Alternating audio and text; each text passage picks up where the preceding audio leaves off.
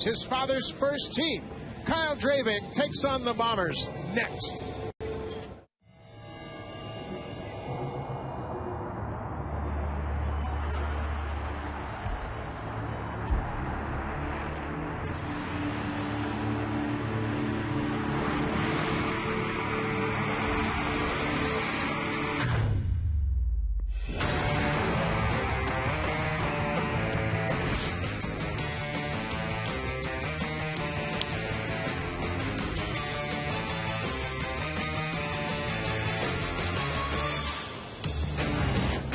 Great pitching matchup at Rogers Center. CC Sabathia for the Yankees, the rookie Kyle Drabek for the Blue Jays. The Yankees take on the Blue Jays. Yankees still trying to punch their ticket to the postseason.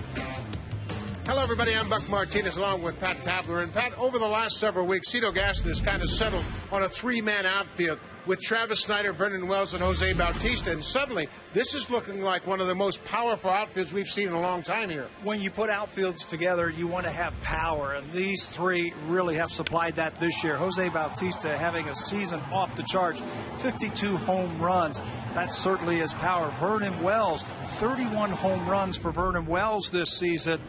Third time in his career that he has reached the 30 home run mark, just 2 off his career high. Travis Snider, remember Travis Snider missed 54 games with that wrist injury, the most of any regular for the Blue Jays this year. He is now rounding into form, and he just has 11 home runs. He's chipped in with that many, so this outfield is very powerful. Cito Gaston has 2 more days to manage at home here at Rogers Center. To help us look back on his fine career, George Bell and Devon White will join us to talk about their former manager. Also, we'll be joined by Alex Anthopoulos, the GM of the Blue Jays, to look back on the 2010 season. Kyle Drabek will make his 3rd Major League start. He has faced Baltimore. He's faced Seattle. Tonight, he'll take on the New York Yankees.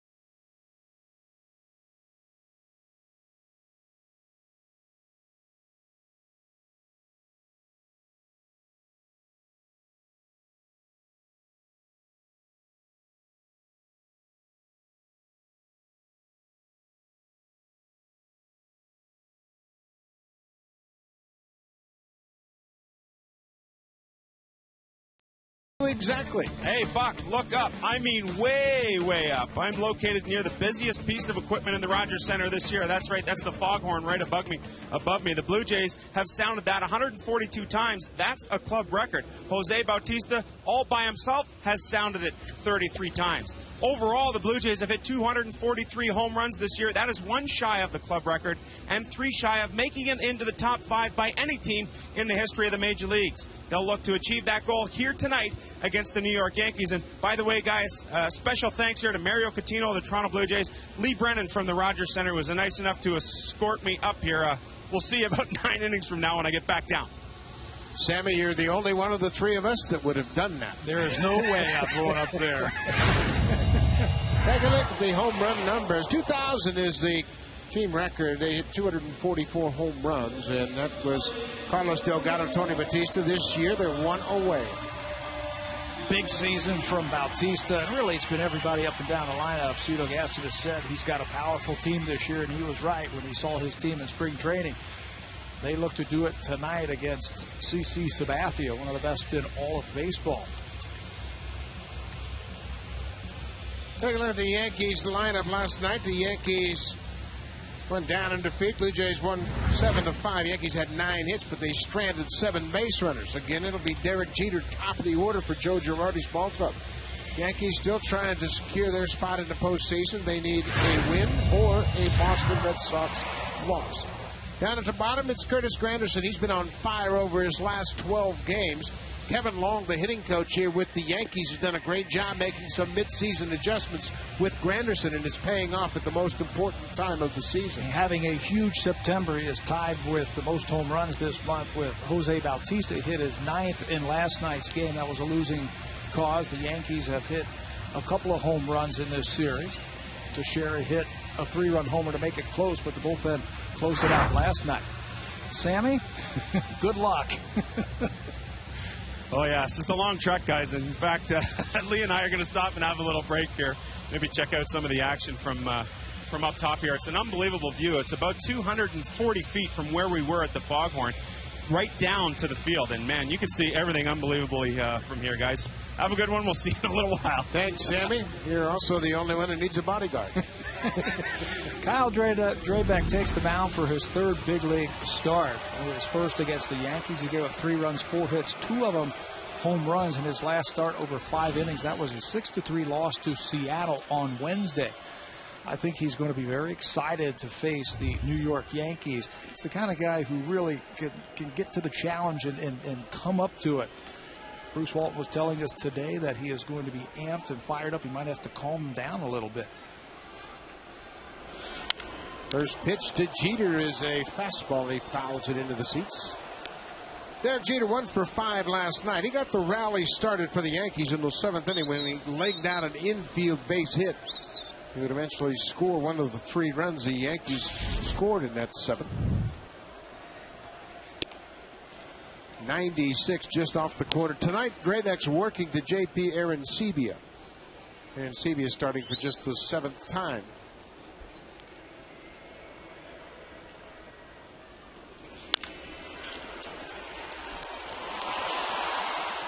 Derek Jeter gets it started with a base hit.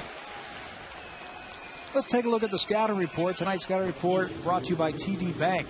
Banking can be this comfortable. Kyle Drabek, he's got a very good feel for pitching. He mixes all 4 of his pitches. He's got a lively fastball, anywhere between 89 and 95 miles an hour with very good movement. And his strikeout pitch is a power curveball. He makes adjustments with it, which is very key against a team like the New York Yankees. Of course, I said Arancibia. John Buck is catching. Arancibia is the DH tonight. So Jeter's aboard. It'll be Nick Swisher, the switch hitter, facing Drabek. Swisher's had a fine season. 28 homers and 88 driven in. Been a little bit of a struggle down the stretch, like some of his teammates struggling in September. Yeah, but look at that on-base percentage of .360. It fits very nicely in that number 2 hole for Joe Girardi. Good changeup, and Swisher was out in front. The Yankees traditionally have a tough time against pitchers they haven't faced before. They're a veteran team that likes to have a lot of information, a lot of history against a pitcher, and it'll take them a while to get comfortable against Drabek.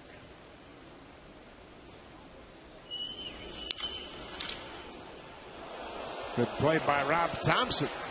Third base coach barehanded that ball, flipped it into the seats. Way to pick it down there. You're right. The Yankees, they can look at all the film that they want and go over all the scouting reports, but a veteran team like the Yankees, they like to get a lot of information and have an idea of what the pitcher is trying to do to them. You might see a lot of pitches taken, at least the first time through the lineup for New York tonight.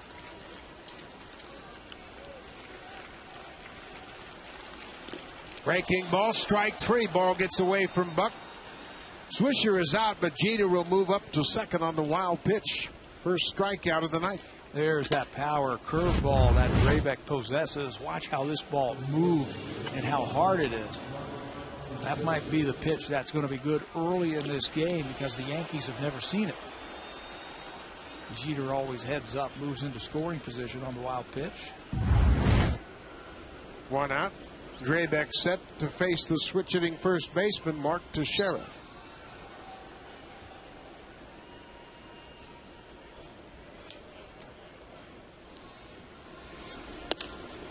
Fastball just off the plate.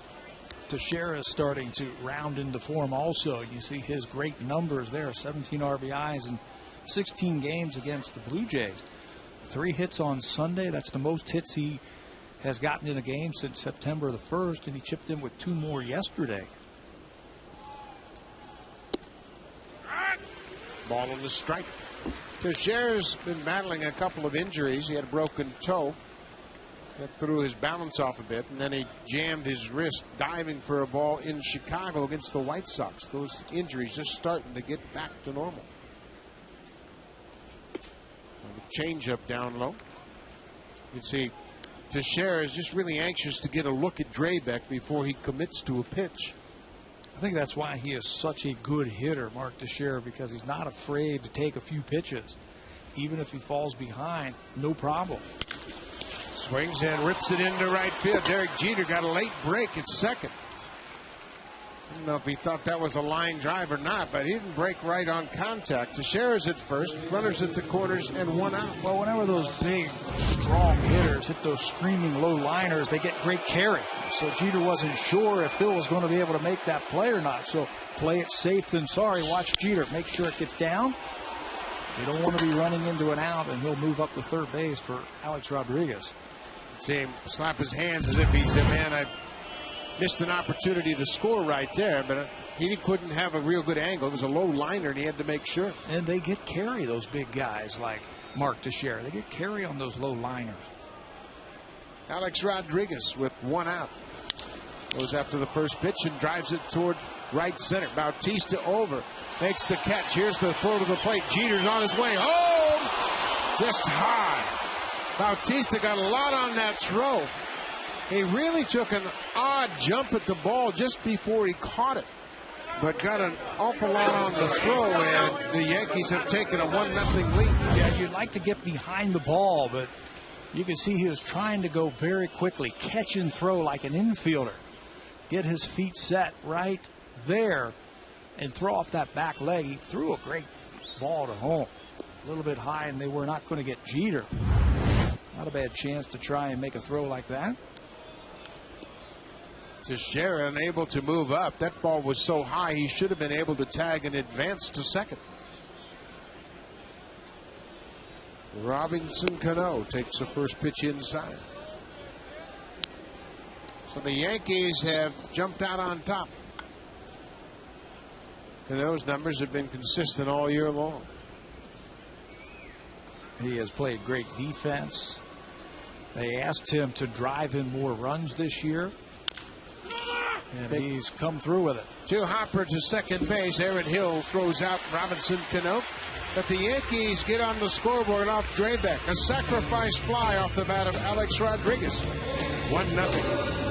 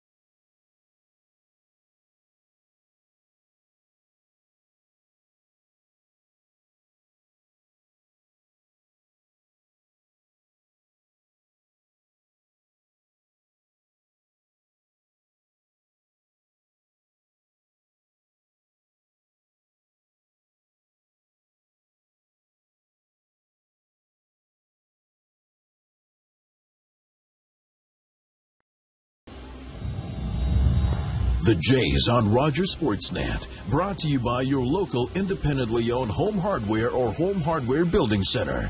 Homeowners helping homeowners.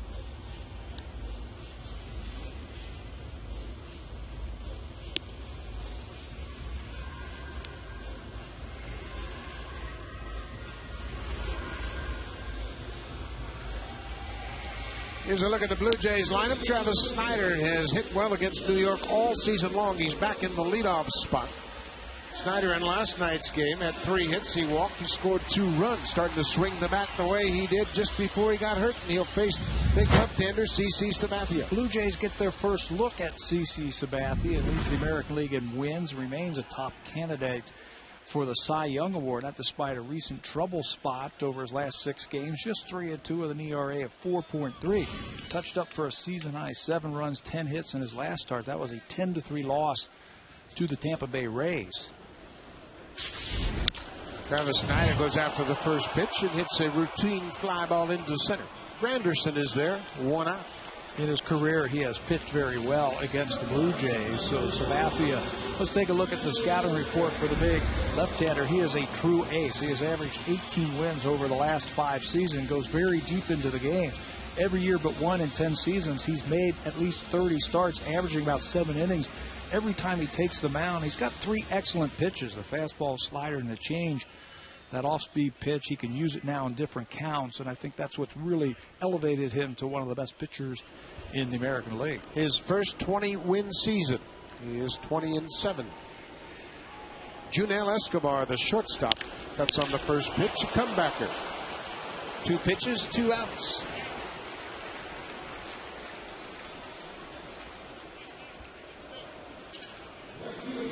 CC Sabathia has started the game just before the Blue Jays series all year long, so he has not faced Jose Bautista this season. He has pitched very well against the Blue Jays. He's won 3 straight against them and 5 of the last 6.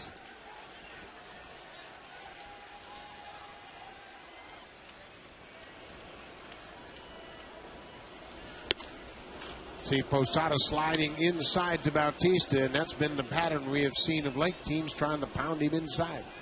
Well, when you have the big hard throwers like the Yankees have, you can do that, and you have to do that. You can't let them extend through the baseball. Just missed the inside corner. You better not miss out over the plate.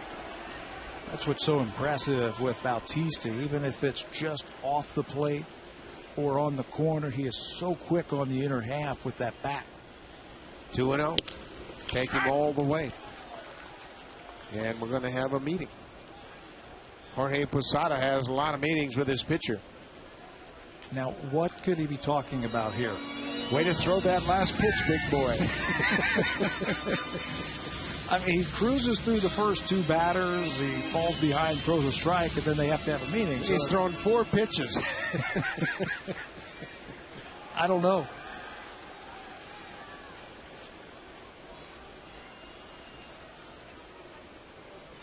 Outside indicator going through a series of signs even with nobody on. Yankees do this a lot. They protect their pitcher's location and pitch selection. 2 balls and a strike. Inside. I think Bautista has picked up early on the fact the Yankees are going to pound him inside.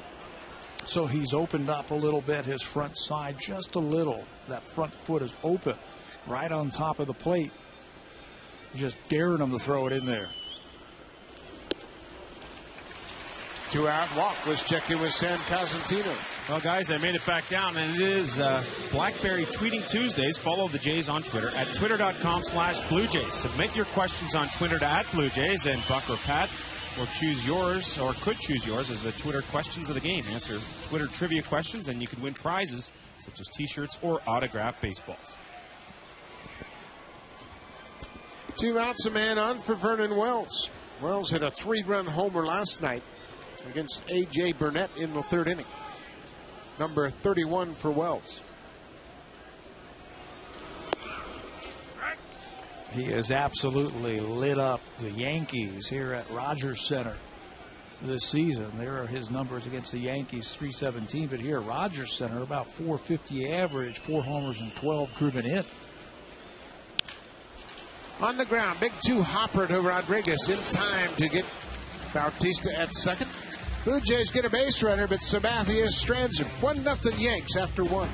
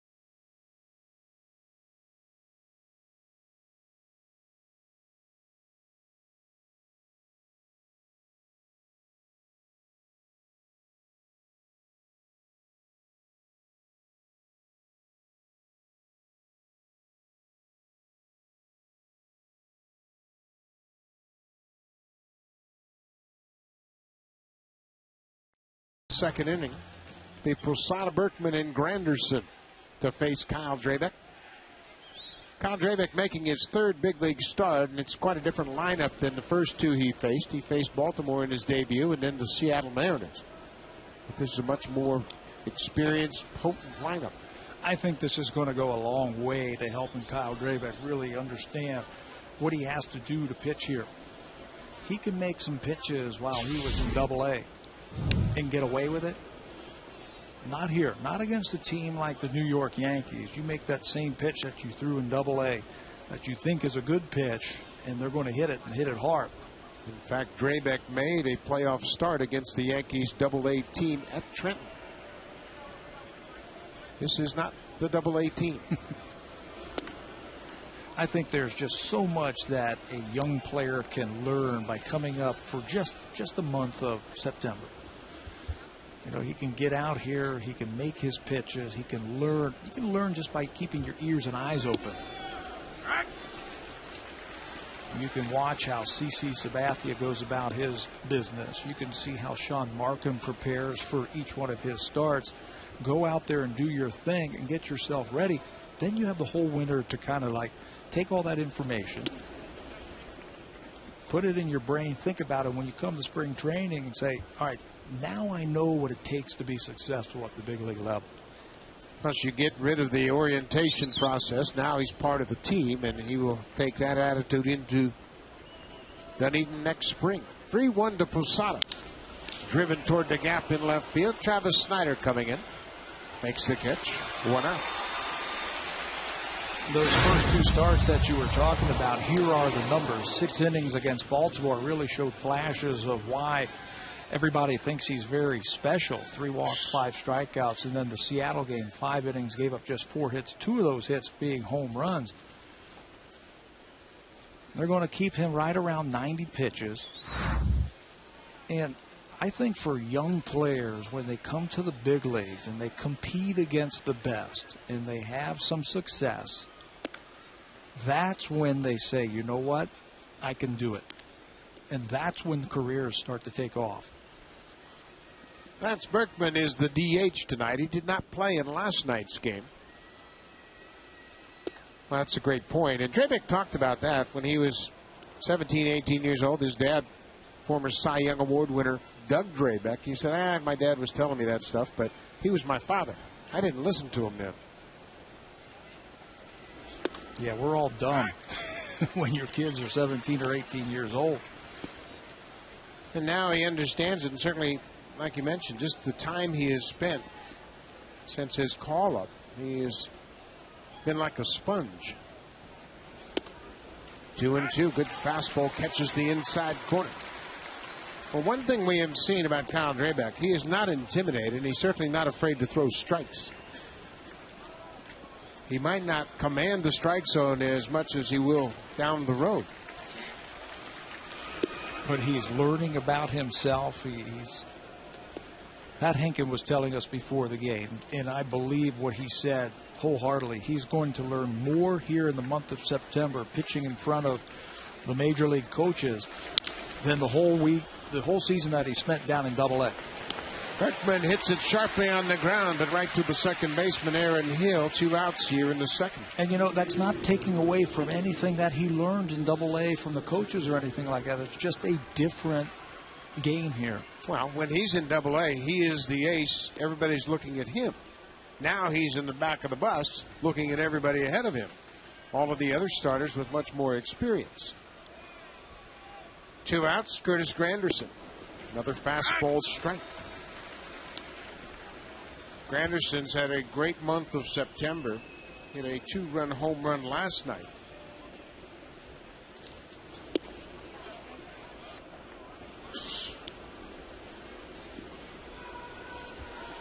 Yankees lead 1-0. Sac fly by A-Rod in the first. Fastball catches the corner. I love the tempo. He's up-tempo tonight, working quickly. Staying over that rubber just a little bit longer than he did in his last start. In sync just a little bit better with his catcher tonight, John Buck. This is actually the 4th time John Buck has caught Kyle Drabek. Changeup. Granderson just got a piece of it. John Buck caught Kyle Drabek on his rehab assignment. When Buck injured his thumb against the Yankees, he went down to Double-A to catch and caught Drabek in a start. 2-2 to Granderson. Another foul off. John Buck really likes what he has seen since Drabek has joined the ball club. He said, you see little flashes here and there, things that are exceptional. Movement on his fastball. Curveball that bounces. Granderson strikes out. Long throw to first, down the right field line.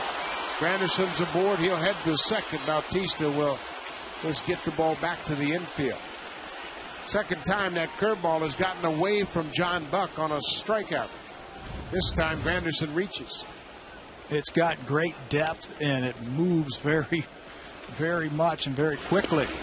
Can't stay in front of that one and knock it down. He's got time, but the throw takes Lyle Overbay into the base paths, so he can't come up with it. Granderson running hard. One almost hit him right in the coconut. Heads all the way down the right field line, and he's at second base. It's an error on the catcher, strikeout, and Granderson ends up at second.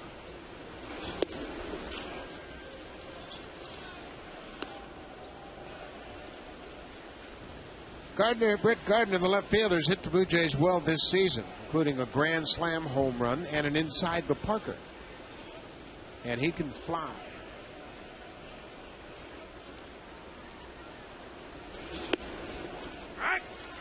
Take a look at the left side of the defense, how the infield is playing at double play depth. You have to get very shallow when Gardner's at the plate. He likes to slap the ball on the ground and use that great speed, like you said. Encarnacion has shortened up a little bit, and certainly Junel Escobar, the shortstop, has, with 2 outs. That could play into Gardner's speed. Look out. Ball goes one direction, bat goes in the other. Let's check in with Sam Cosentino. Well, Buck, in each of his first 2 starts, 88 pitches and 84 pitches for Kyle Drabek. So when asked before the game, Cito Gaston said he'll be limited to about 85 pitches here tonight. That strikeout and then the air already proving costly with 3 extra pitches here in this inning. I think more than anything, they just want to see how he's going to handle his outing. Not concerned about how long he pitches. They're going to make sure he doesn't throw too many. But just another opportunity to get his feet on the ground here. Another curveball cut on a miss. John Buck blocks it. Another throw to first, and Gardner's retired. Kyle Drabek strikes out 2 in the inning. He has 3 on the night. Yankees still lead 1-0.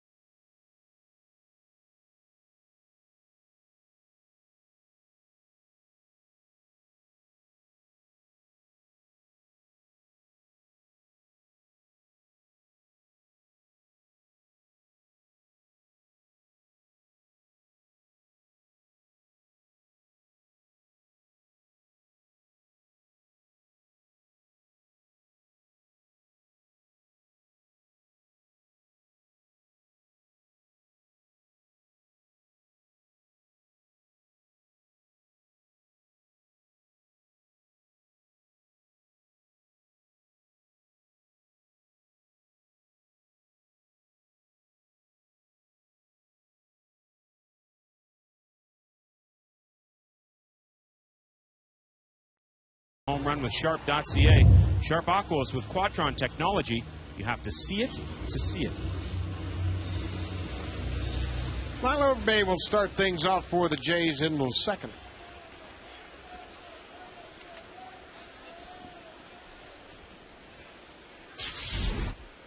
Picked it up a little bit over his last 10 games.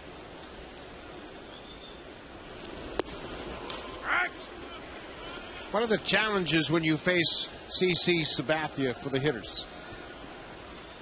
Well, he's so big and he's so strong. He creates great downward movement with his fastball. Hides the ball well. Got that little bit of a pause you see when he hides the ball behind his leg, and then he throws his front arm at you. But he creates that depth, that ball, and he keeps it down. He's got 3 pitches that he can throw at any time. He's really become a good pitcher, and he's talked about that in the past now, that those 3 pitches, I feel very confident that I can throw them at any count. He might throw you a breaking ball first pitch and then heat you up a little bit the rest of the at-bat. Went for that outside corner and missed. Sabathia is now 30 years old. Started his career with the Cleveland Indians. He's in his 10th big league season. Won the Cy Young in 2007. Missed the inside corner. It's 2-2. You know, the thing about him is you can count on him. He's going to make those starts year in and year out, and he's going to give you lots of innings every time he takes the mound.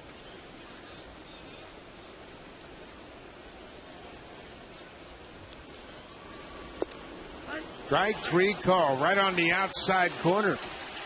Not much you can do about that. Overbay had an inside fastball, and then CC goes away. He has the ability to move it around the strike zone and then paint you with a 94-mile-an-hour pitch. That's why he is one of the candidates to bring home his 2nd Cy Young award. First 20-win season for Sabathia with a good ERA. John Lester looking for 20 wins. He has really come into the picture at the end. David Price has been terrific all year long. Felix Hernandez, we saw him the other day, and how good he is. At 12-12 records, probably going to hurt him. If he got any kind of run support, he'd be right there, I think. Sabathia has beaten Baltimore 5 times, and Kansas City and Seattle 5 times between them. Against Boston and against Tampa, the 2 big teams that they have in the American League East, he's just 2-2 with 5 no decisions.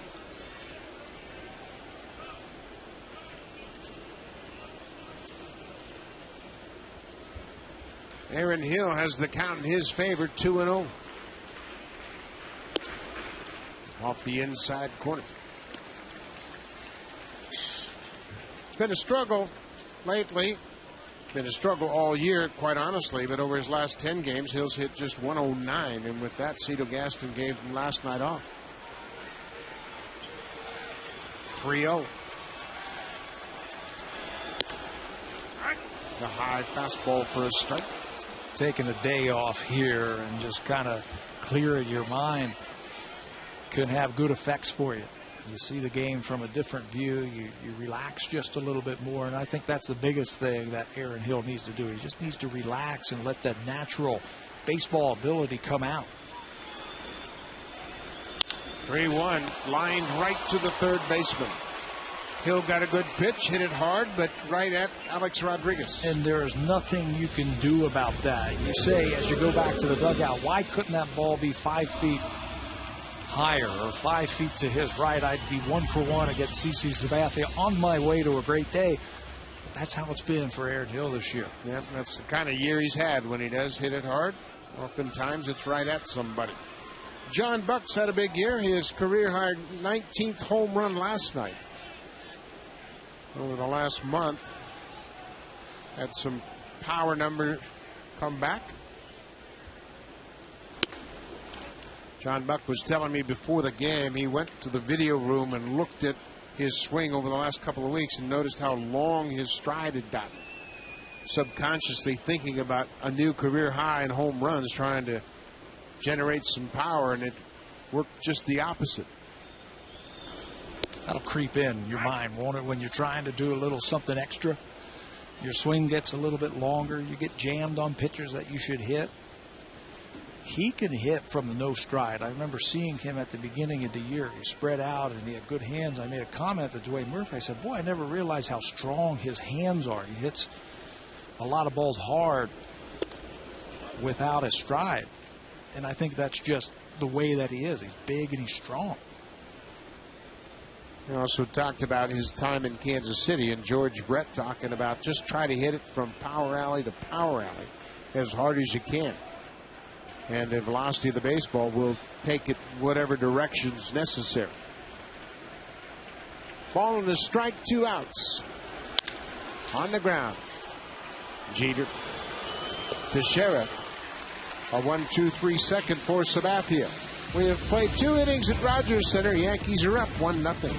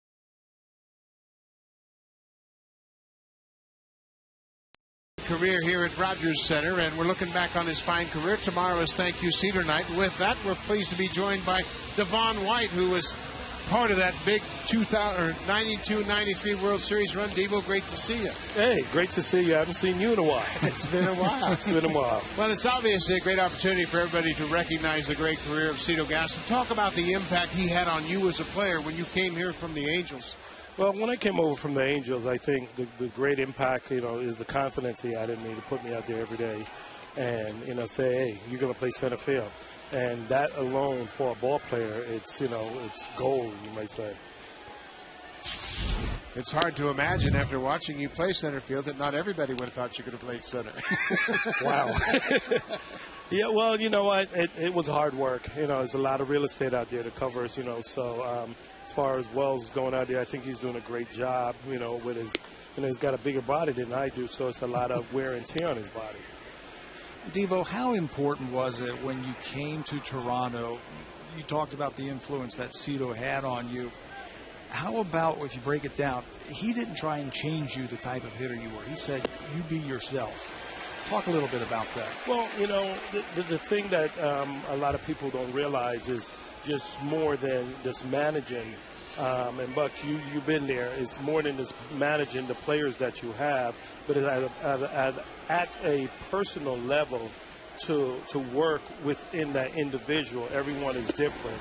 Myself, Robbie, Joe, so on and so forth. Olaru that didn't say a word. You had to. So basically, to work with each individual and say, go out and play your game and know when you have to kick that person or slap that person in the head and say, pick it up, let's go.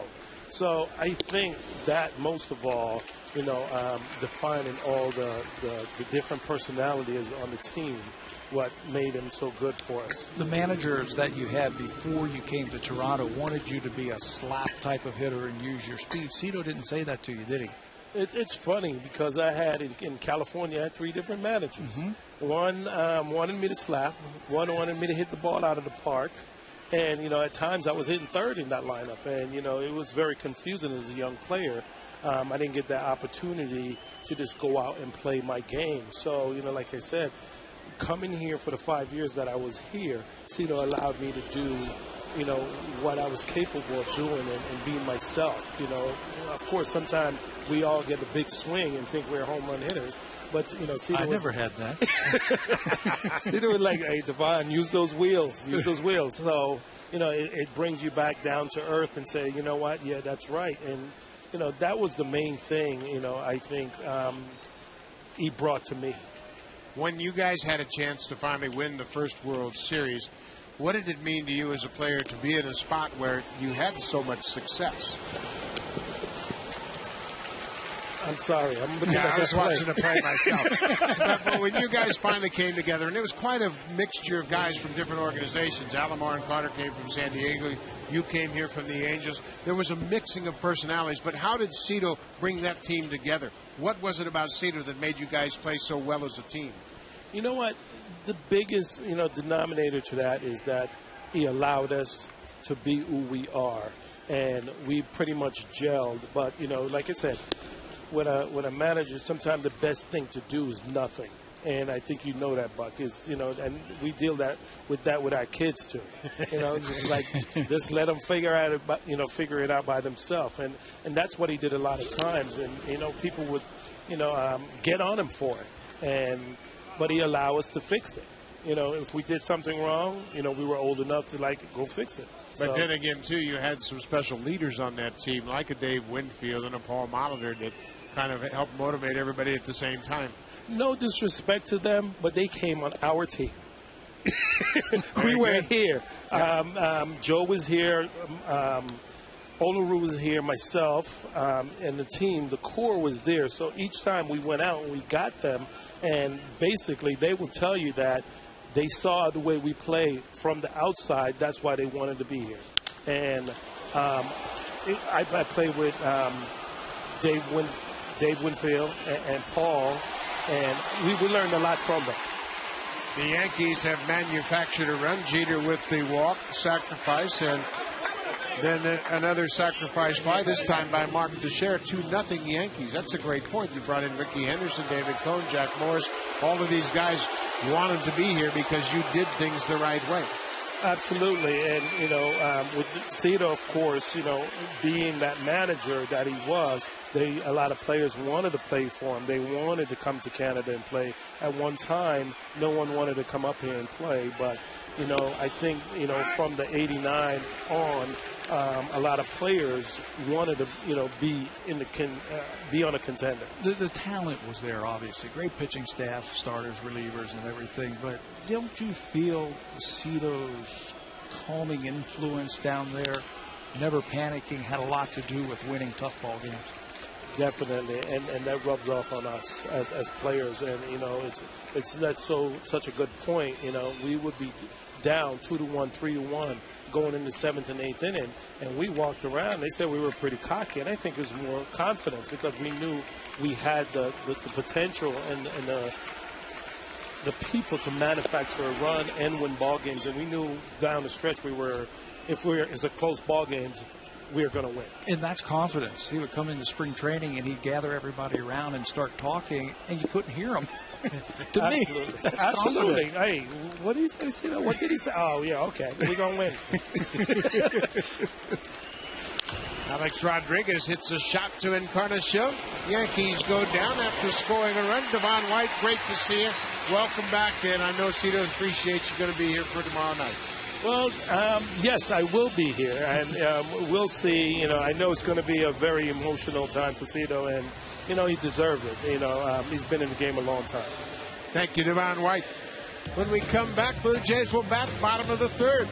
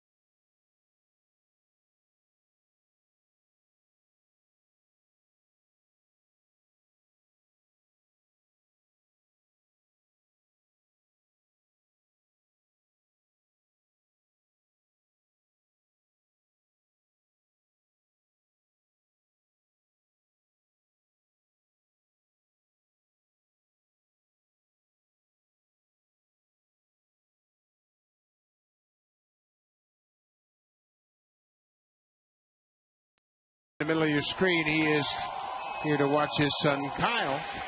He was in Baltimore for his Major League debut. Gets a chance to see him pitch once more. Kyle Drabek has thrown the ball well here tonight, but he trails the Yankees 2-0. I love watching young players as they get a little bit more experience. You can just see them getting sharper and sharper, more confident in what they're doing. And I think we're seeing that from Drabek here tonight. Very confident when he is out on that mound facing a very good team in the Yankees. You saw this last year. I didn't see it. I wasn't here all the time. But some of the starters from last season, when they went up against the Big East teams, were a little bit of deer in the headlights. And I haven't seen that with Drabek at all. Yeah, they would make good pitches, but they weren't consistent. We talked a little bit about it in last night's game.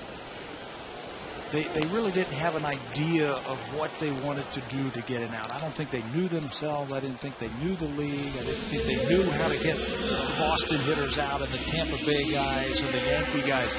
Totally different this year. Kyle Drabek is starting from a higher point than what the youngsters that we saw last year.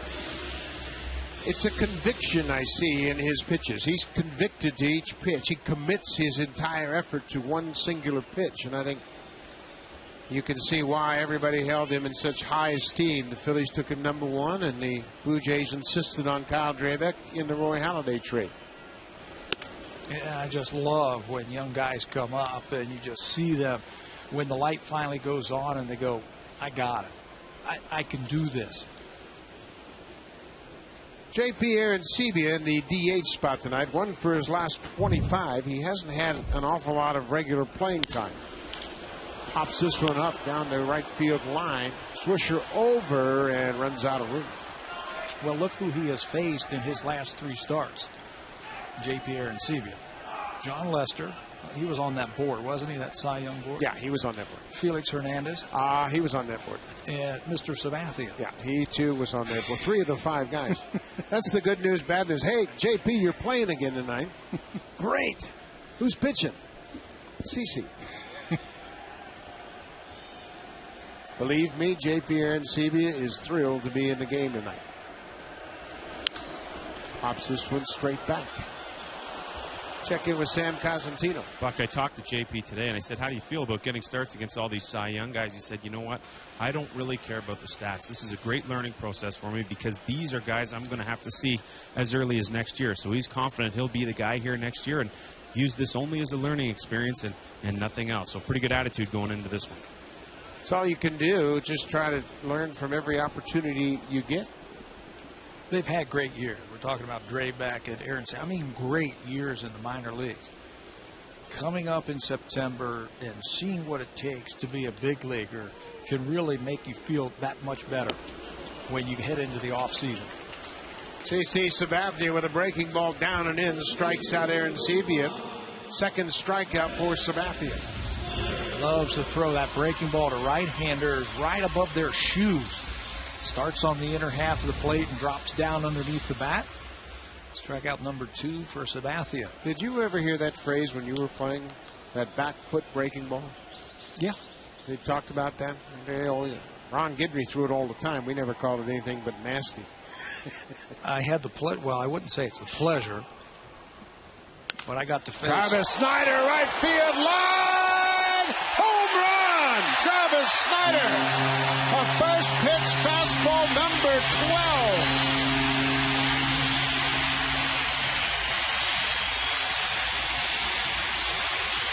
They talked about the outfield trio being powerful, and Snider has continued to send that message. And Cito Gaston says that Snider is going to be a 30 home run guy, and he shows off why. He had an at-bat yesterday just like this, but this time he gets it elevated. Doubled to right center field in last night's game on a pitch that was in, and this time he elevates it, gets it up in the air, and this one got out quickly. Home run number 12 for Travis Snider. He told me today that it's starting to come around. That's the feel that I had right before I got hurt. He literally was hitting the ball hard every time up, down the left field line, pulled down the right field line. Doubles and base hits and home runs. He was really on a tear when he hurt that wrist. Junel Escobar pulls back from an inside fastball. That swing he had in last night's game when he doubled the right center field, he said he stayed on top of the ball, and he said he stayed through the ball. And when the ball is inside, he's getting his hands through and pulling it. And when the ball is away, he's staying on it and hitting it the other way. Surely hitting a ball like that off of CC Sabathia's got to make you feel good. Pulled to third. Rodriguez to his left. Escobar is retired. The Blue Jays are done in the third, but not before Travis Snider hits his 12th home run of the season. 2-1 Yankees.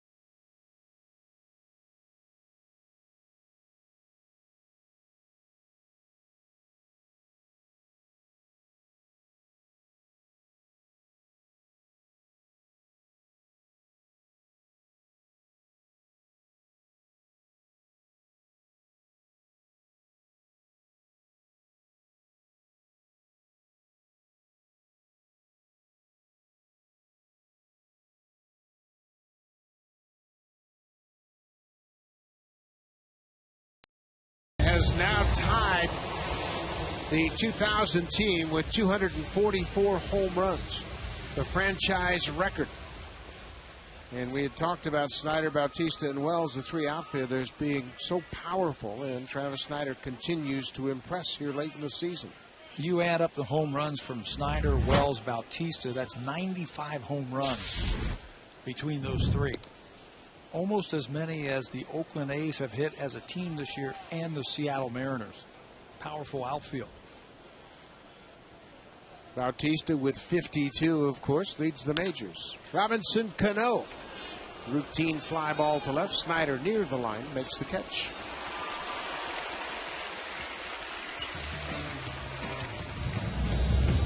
The Jays on Rogers Sportsnet. Brought to you by your local independently owned home hardware or home hardware building center.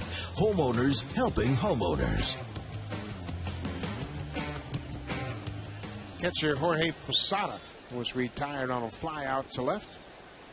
Posada, as we mentioned, did not start in last night's game. He pinch hit and stayed in the game in the seventh inning.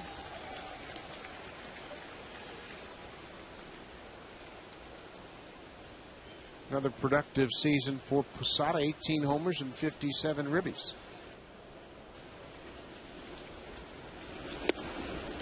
No cut fastball there with good late movement. At 93 miles an hour. Plenty of arm strength for Kyle Drabek. He just needs to stay in his lanes and stay over that rubber. When he starts getting anxious and getting out in front, that's when he loses that arm speed. And you can see John Buck blocked that curveball a little more aggressive, going down with the glove and going to his knees. He's had a couple of those curveballs get away from him tonight, and it's really not unusual when you're catching a pitcher for 3 or 4 times. There's an adjustment period. Hill at second, high throw. Posada is safe. Aaron Hill had to take a couple of extra steps to find the baseball. Yeah, I don't think he could get the ball out of his glove cleanly as soon as it went in there. They have him playing the pull, so he's got a long way to get there. And you can see it takes a couple of extra steps, and then the ball sails on him. Backhands it, gets there in plenty of time, just didn't get into the glove cleanly. And that will go as an infield single for Posada. Which doesn't happen very often. But a one-out single. Bring Lance Berkman to the plate. Berkman grounded to second his first time up.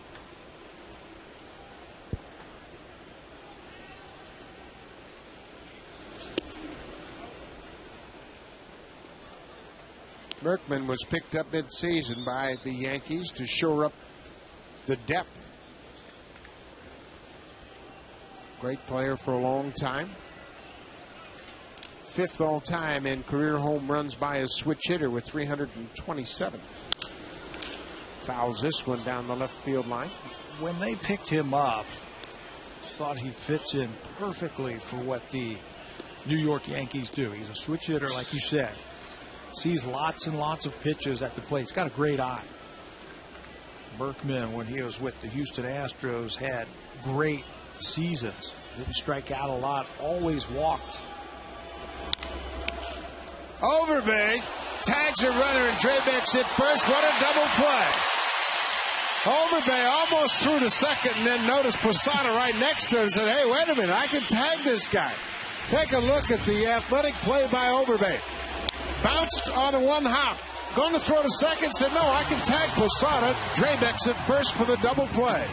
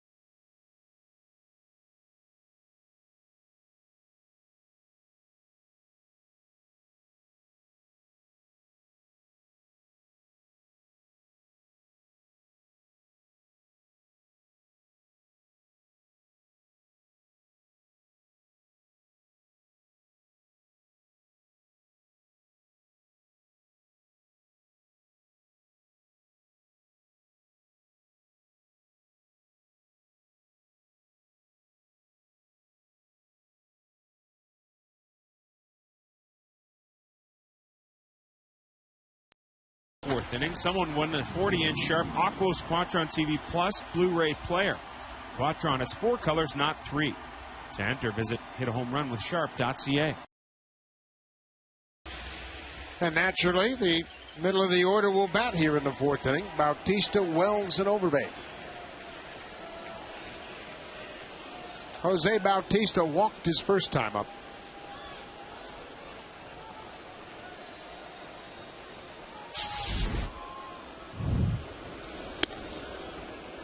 Bautista has a pretty good idea where Sabathia is going to try to get him out on the inside part of the plate. Batters who have great years have great ideas what pitchers are trying to do to them. They don't just stand up there and just swing away. Good breaking ball. Bautista was out in front. That's exactly what Bautista said when he hit his 50th home run against Felix Hernandez. He'd watched videos and noticed that Hernandez hadn't walked a right-handed batter in his 4 previous starts. So he thought he was going to get a good pitch in that first at bat. And he homered. Another breaking ball. Challenges him in the first inning. Manny Ramirez is a lot like that. A lot of people think Manny's a kook and, he does crazy things. But he's a very intelligent hitter. Very smart. Has a great idea along with great talent, and you combine the two, and that's when you have those great seasons from players. 1-2. Got it. 3 breaking balls in a row, and Bautista goes down swinging. 3 of them after he established fastball with the first pitch on the inner half. He went breaking ball in 3 straight times, and Bautista swung over the top of it each time. 1 out. Vernon Wells, the cleanup batter.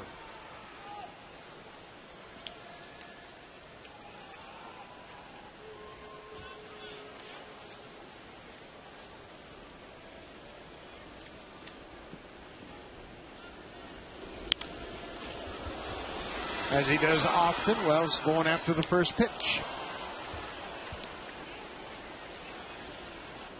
Wells has a lot of at-bats against Sabathia. Faced him an awful lot. He has now 32 at-bats against CC, just 6 hits. 2 of them are home runs, though, against Sabathia.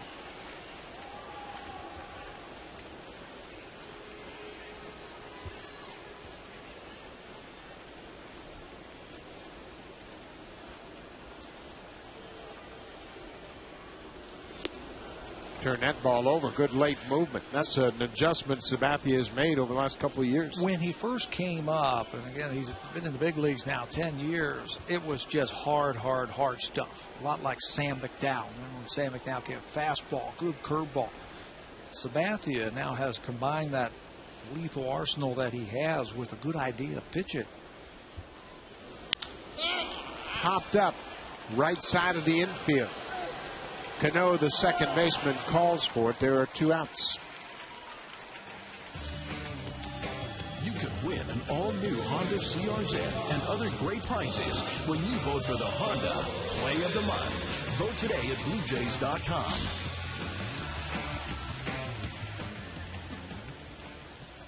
Now Overbay will bat with 2 down here in the fourth. Overbay struck out looking on a Sabathia fastball.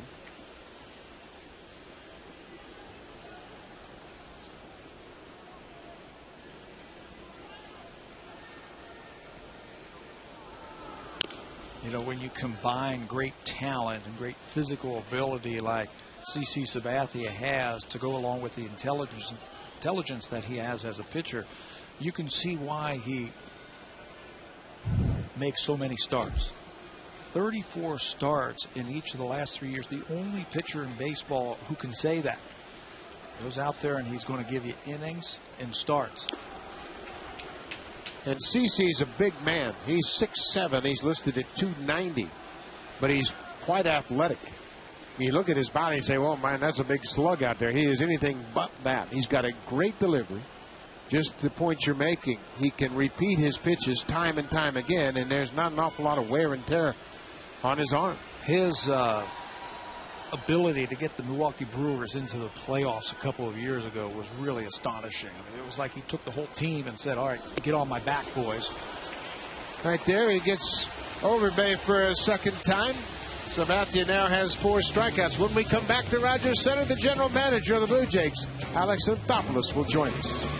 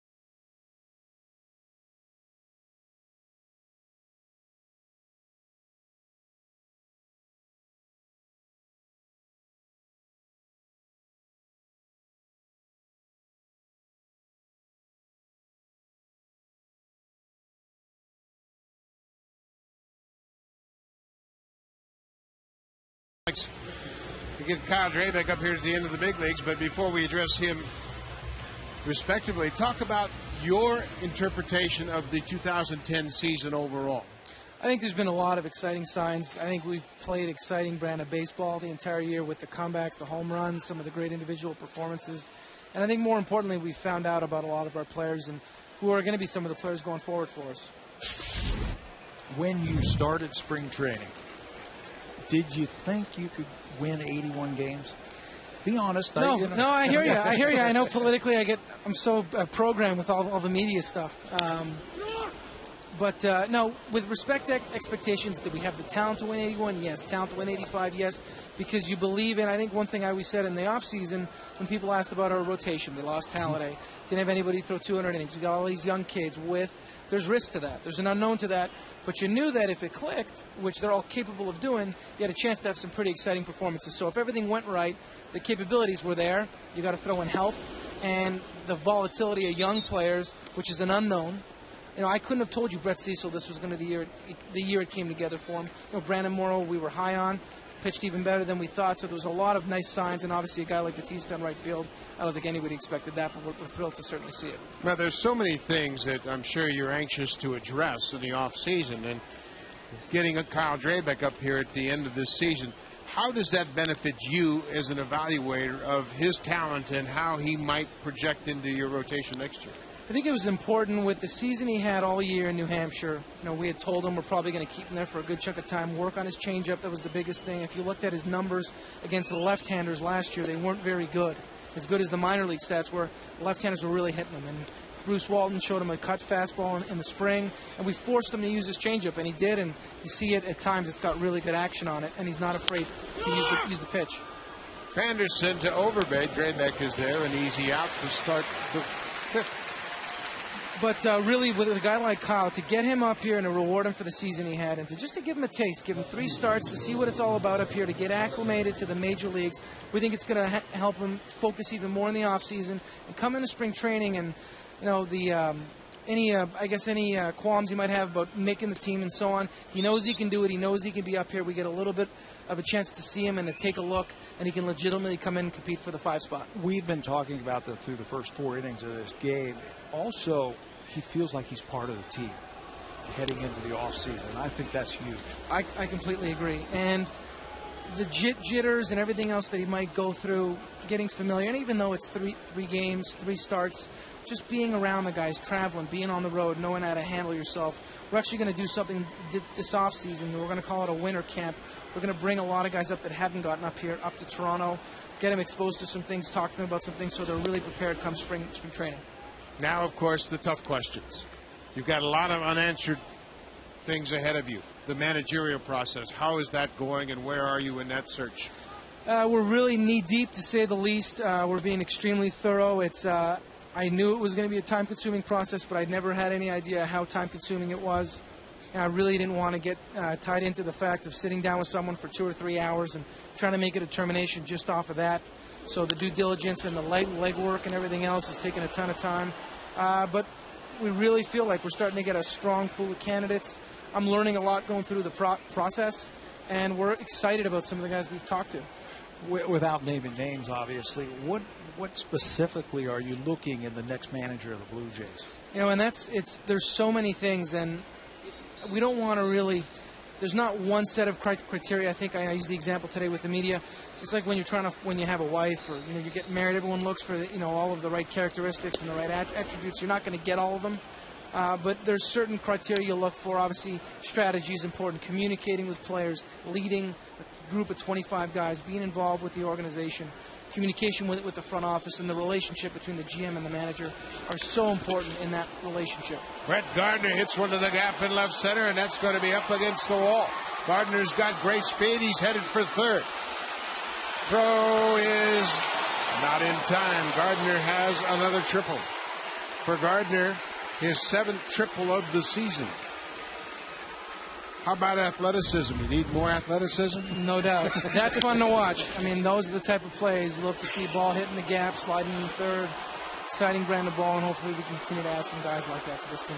Well, obviously the managerial search is one. There's so many openings that are open now or going to be open at the end of the season. Are you concerned about a time frame, having to make a decision before some of these other teams start to pull the trigger?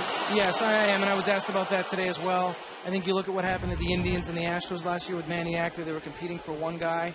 And at the outset of the process, I thought I'd make the final 2 or 3 candidates available to the media, Q&A, see how they react. But knowing how competitive it might be and how much things leak and things change, I'm probably going to keep it pretty quiet until we get down to the end and try to move fast, but also make the right choice. And Carnacion to the plate. Not in time. John Buck with the high tag. Here comes Cito Gaston. Mark Carlson, the home plate umpire, is arguing that Gardner got his foot on the plate before Buck put the tag on him. 9 times out of 10, if the throw beats you, you're going to be called out. The throw definitely beat Gardner to the plate. But I got to tell you, on this play, John Buck blocks the plate. It's no question. He tried to tag him, and Gardner used a stiff leg and got the leg on the plate. The tag appeared to be kind of high. It happened so quickly, and we'll be able to see it on the replay. Did the throw make him stretch for it, so he exposed that plate? That's the thing that you have to look for. Here comes the play. They are playing trying to steal a run, but no. He was safe. His foot was on the plate before the tag. Look at the foot.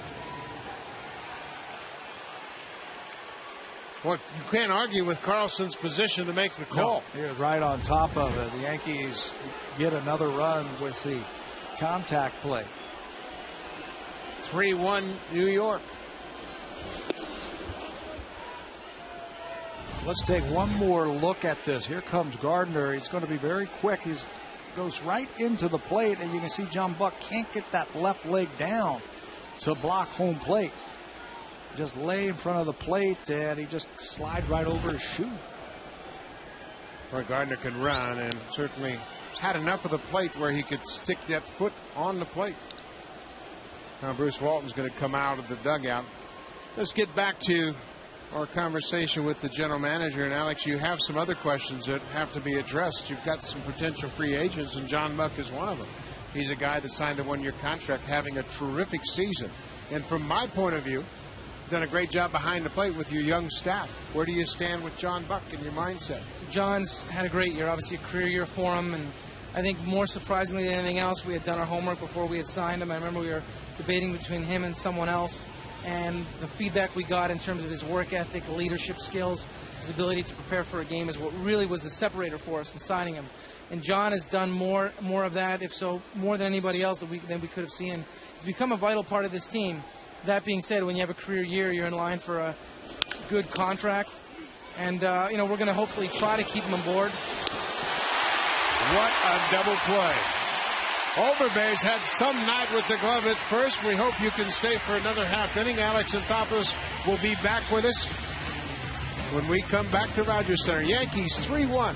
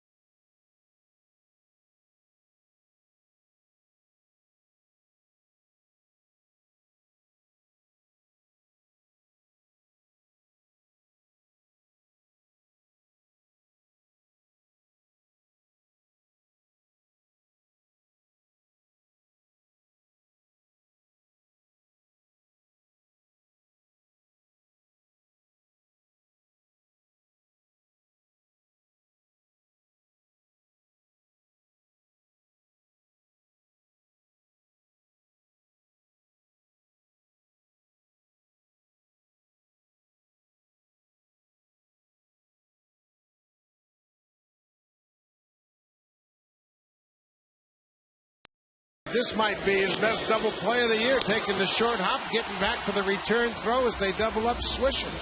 Two good double plays tonight for Overbay. 2 innings in a row. He had that 3-1 double play where he tagged the runner at first base and completed that double play, and that one got the momentum back onto the Blue Jays side.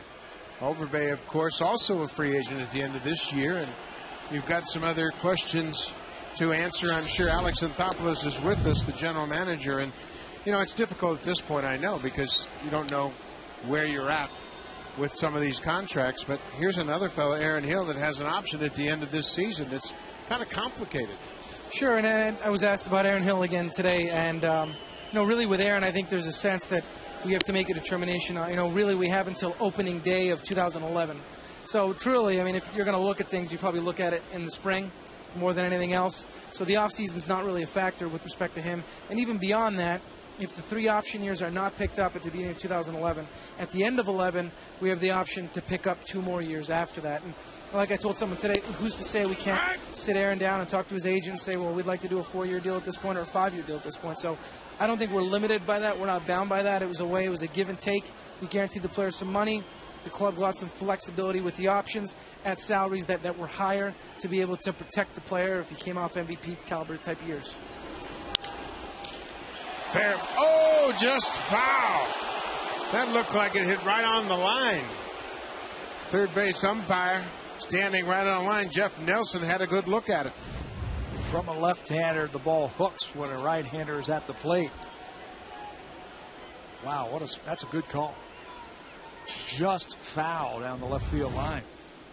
Jeff Nelson camped right on the line, had the best look at it.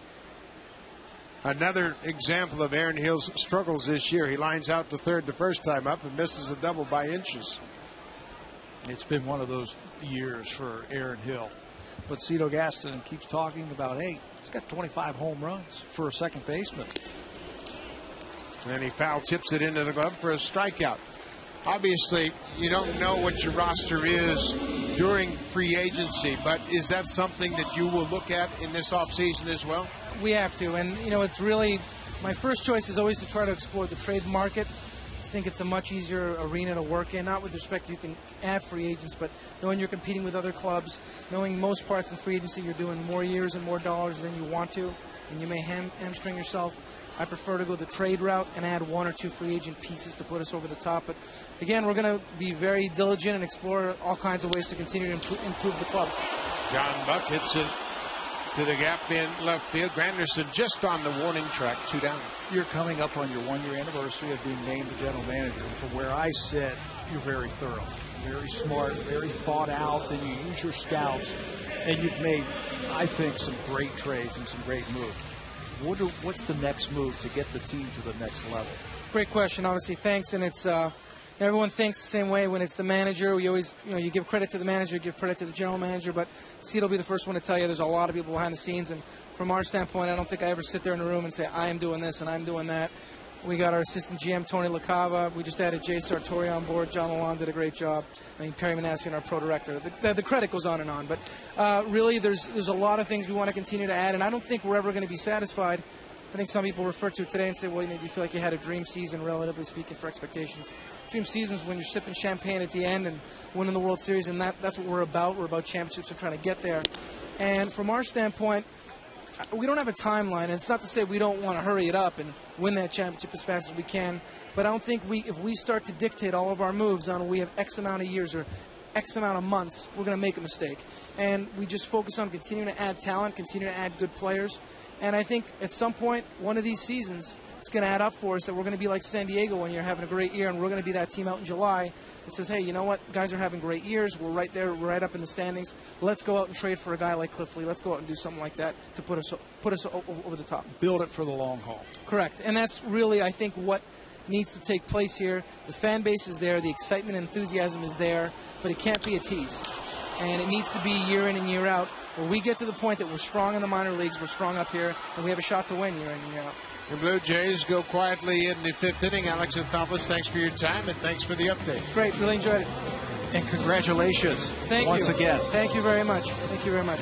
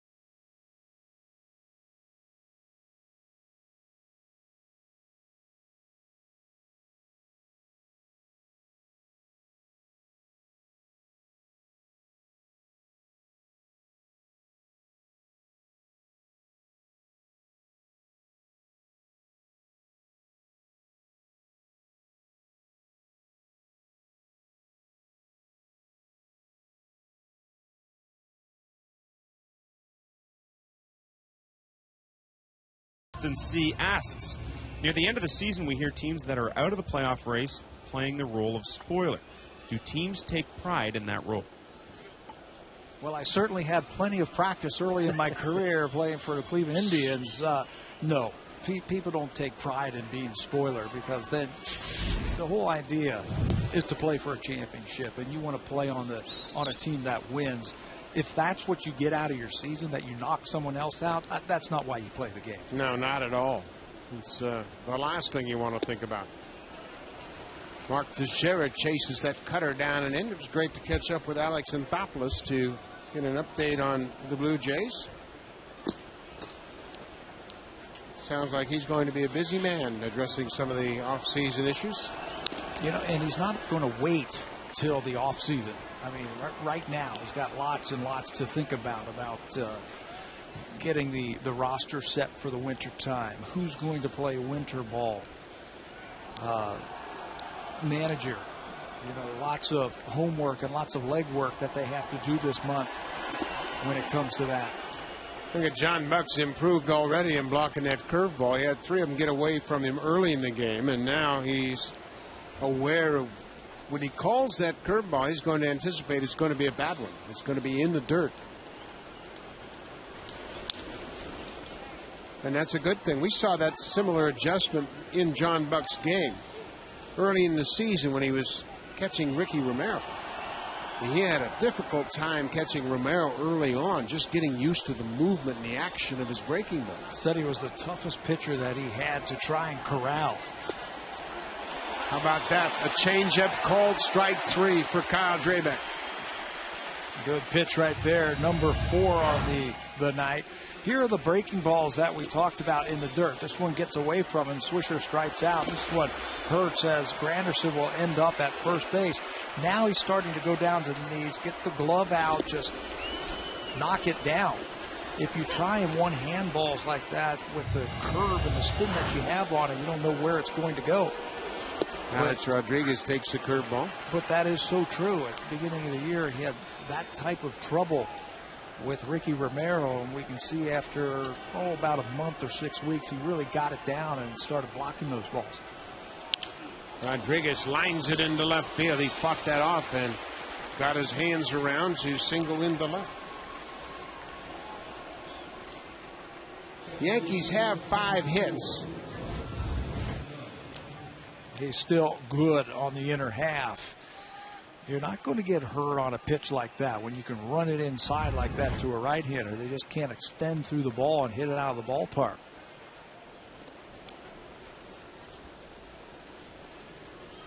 Robinson Cano, second baseman, 0 for 2.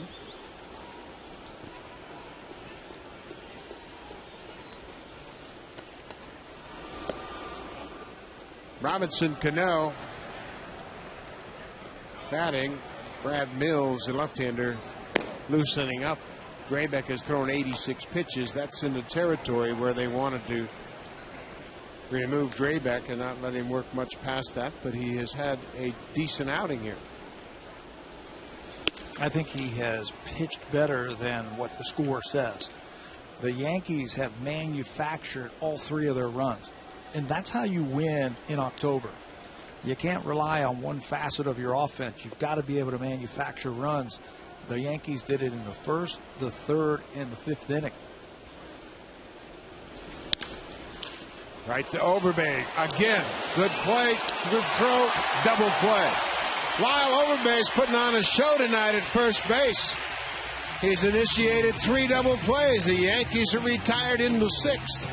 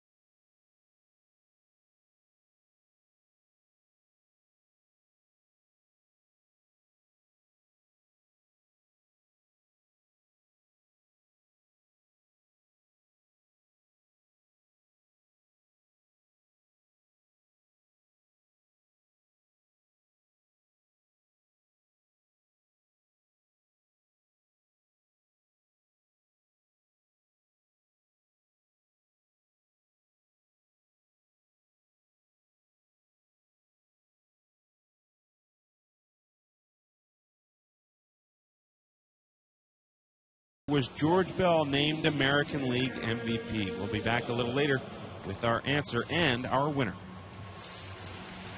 1965. Oh, no. Zoil Forsyth was 1965. There's the handshake on the bench. Bruce Walton looks like he's pretty satisfied in what he's seen in his 22-year-old starter tonight. Always trying to get better. They had a great side session before this start, really trying to figure things out. And what I like from what I've seen from Drabek is he was able to take what he learned out in the bullpen and transfer it into the game tonight. Threw some good changeups. J.P. Arancibia off the end of the bat, dribbled up the first base line. Sabathia overthrows, hits Arancibia, and Mark Carlson calls him out.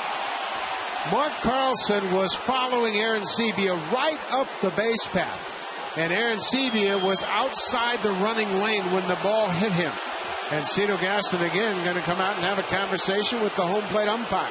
Mark Teixeira, the first baseman, was all over that one. He just couldn't see the ball because Arancibia was inside that line. Cito Gaston is going to want to ask him, now, are you sure you saw it that way? And Cito Gaston talking about, well, he's got to run up the first baseline. Carlson, to his credit, followed the base runner. Watch where the umpire goes. Comes right out of his crouch behind home plate, and that's a good call. Boy, you cannot fault an umpire. Look at where Carlson is right here. He has a clear shot, and Arancibia was outside of the running lane. And now, as we have watched the replays, evidently Cito Gaston has been ejected.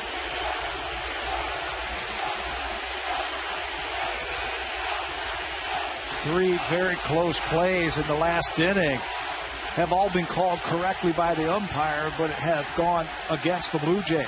The ball down the left field line by Hill, clearly fouled. Looked like it could have been fair. The play at the plate, and now this one to start the sixth inning.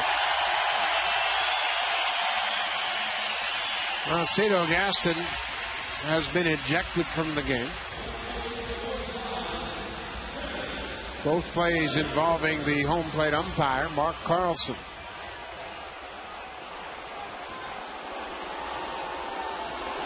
Travis Snider homered his last time up.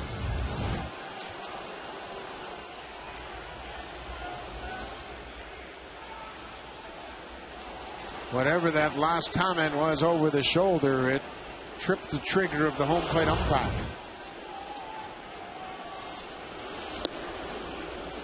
Third ejection for Gaston this year. All of them against the Yankees in Yankee game at New York on July the 2nd versus the Yankees here on August the 23rd, and now again here in September. Ball on the strike. Breaking ball down and away. 3-1 ball game. CC Sabathia has allowed just one hit. The home run to Snider.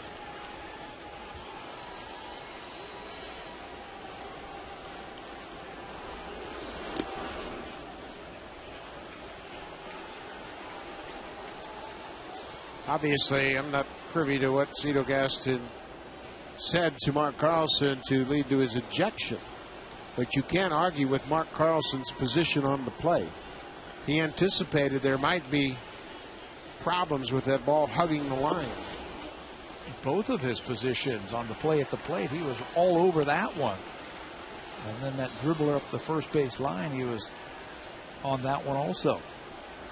There's one thing managers ask, just hustle, get yourself in good position.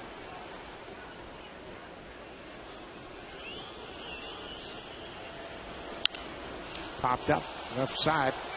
Rodriguez over near the Blue Jays dugout, and is back out of play. Posada was right there with him.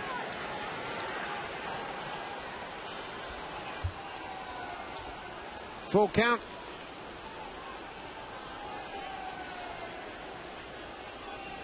First time the Blue Jays have faced CC Sabathia this season. Last time he started here at Rogers Center was last May. He has beaten Toronto 5 of the last 6 times that he has pitched against him. And this is exactly what Joe Girardi needs from his #1 starter. There are numbers for his career: 8-3, very good ERA. He is 4-1 in this ballpark in 5 starts. Yankees are kind of limping to the wire as far as their starting pitching goes.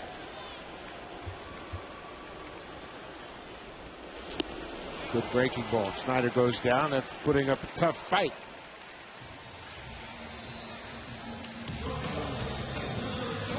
You can win an all-new Honda CRZ and other great prizes when you vote for the Honda Play of the Month. Vote today at BlueJays.com.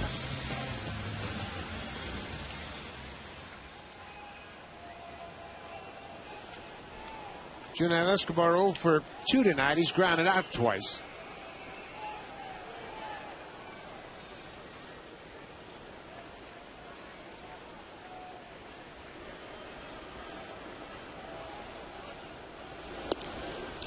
This is what #1 pitchers do when they need big games. They get out there and they give you innings and they shut down the opposition. When Sabathia was traded over to Milwaukee in 2008, he went 11-2 for the Brewers to get them into the playoffs. That's exactly what the Yankees wanted when they spent all that money. And you're right, limping down the stretch here. They need one more win to get into the playoffs, and they're really leaning on Sabathia. One win or a Red Sox loss will do it for the Yankees. They will guarantee their spot in the postseason. A ball and a strike to Escobar.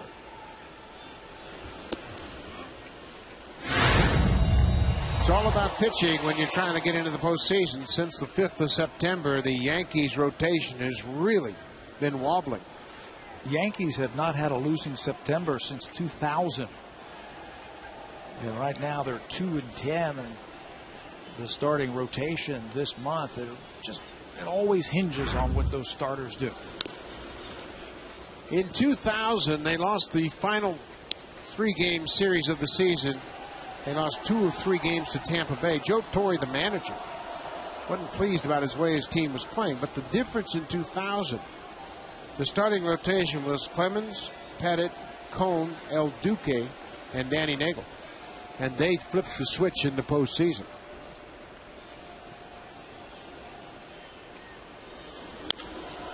How do you go 13-18 with a starting rotation like that? Yeah.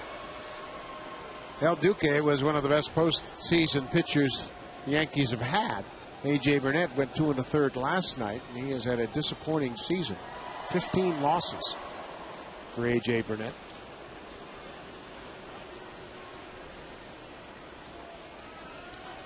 2-2 pitch to Escobar. Rodriguez dives, gets to his feet in time to get the Blue Jays shortstop. Alex Rodriguez has been busy down at third tonight. CC Sabathia in charge. Blue Jays held to just 1 hit through 6.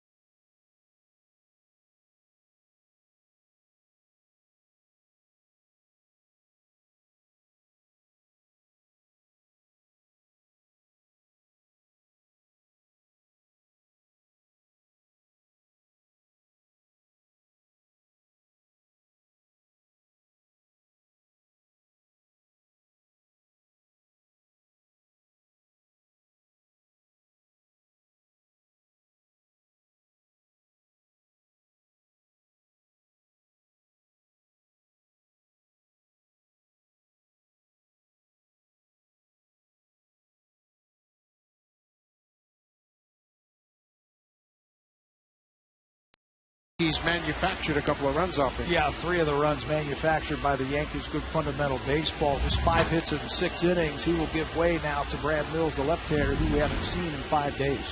This pitching change is brought to you by Home Hardware. Homeowners helping homeowners. And as we continue to talk about Cito Gaston and his final few days here at Rogers Center, we're pleased to be joined by the MVP of the 1987 American League, George Bell. George, great to see you here tonight. Thanks for coming. Thank you, Buck and Pat. Good to see you, sir. Did you get a chance to talk to Cito before the game? Yeah, I did. Talk for a little bit. Talk about the impact Cito had. When you first met Cito, he was a hitting coach, and you had a chance to work with him. But talk about how Cito had an impact on your career. Well, Cito helped me a lot, and it helped a lot of players, came through the Blue Jays organization. And I think to have Cito early in my career, I think it was something very, very important in my life. Can you think of one thing that he taught you that you were able to take into the game and elevate your game? Well, he taught me a lot, trying to concentrate, look for a pitch. The pitch I want to hit. I don't wait till I get 2 strikes. When I get 2 strikes, basically I have to change, I have to switch. So go out there and try to survive at the home plate.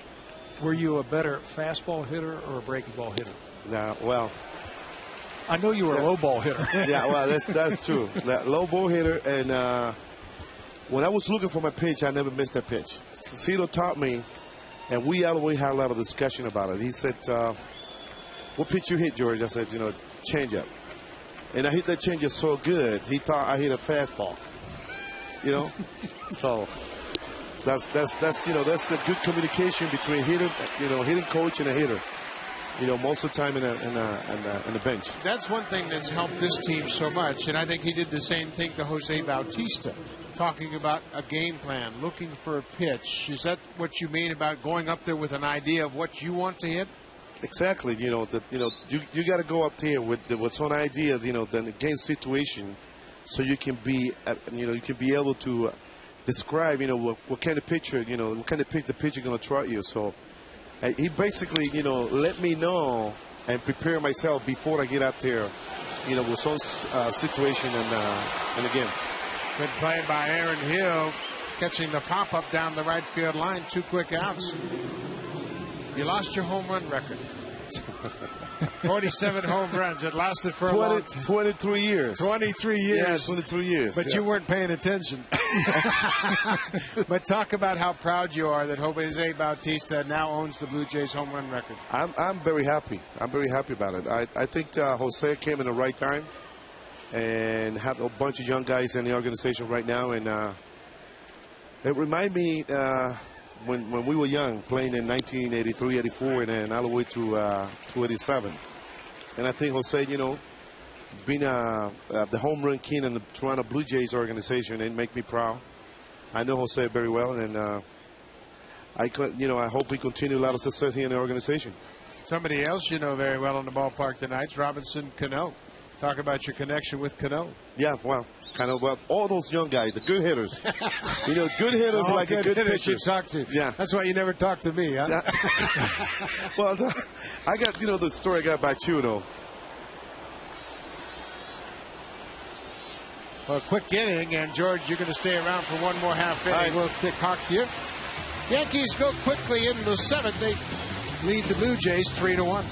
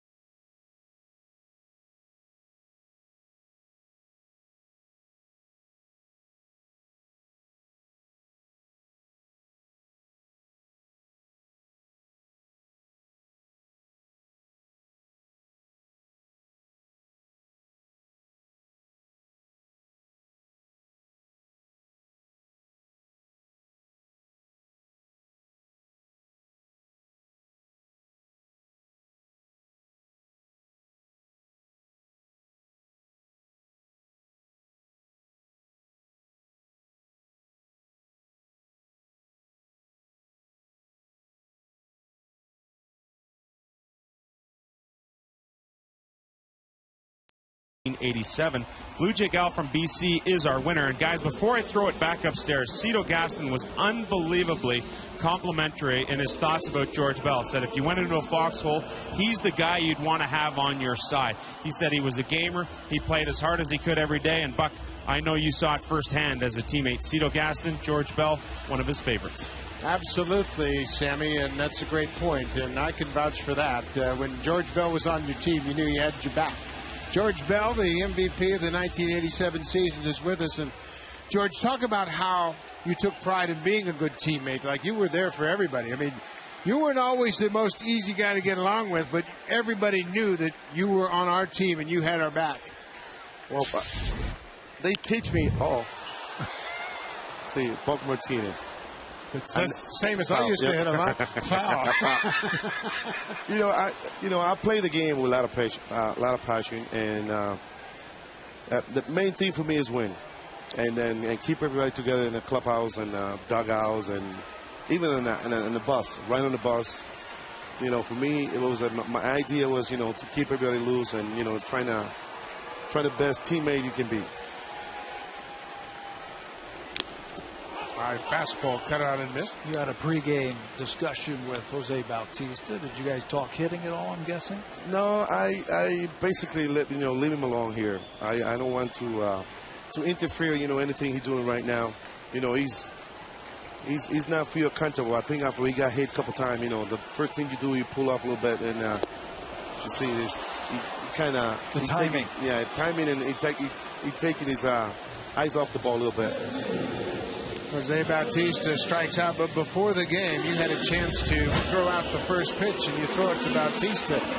Again, that Dominican connection working pretty well. Si, senor. George, many people who grew up watching the Blue Jays can remember you catching the final out of the '85 season to win the first championship for the Blue Jays. And talk about what that meant. Belfield, Mosby, and Bell grew up together, and then you guys could win together. That was something very special. I know it's going to be in Canada and Toronto Blue Jays organization forever. First division champion, and who made the last out? It was George. I went down on my knee. I was praying so they can hit the ball to me so I can catch the ball and go down on my knee. Giving praise the Lord. Yep.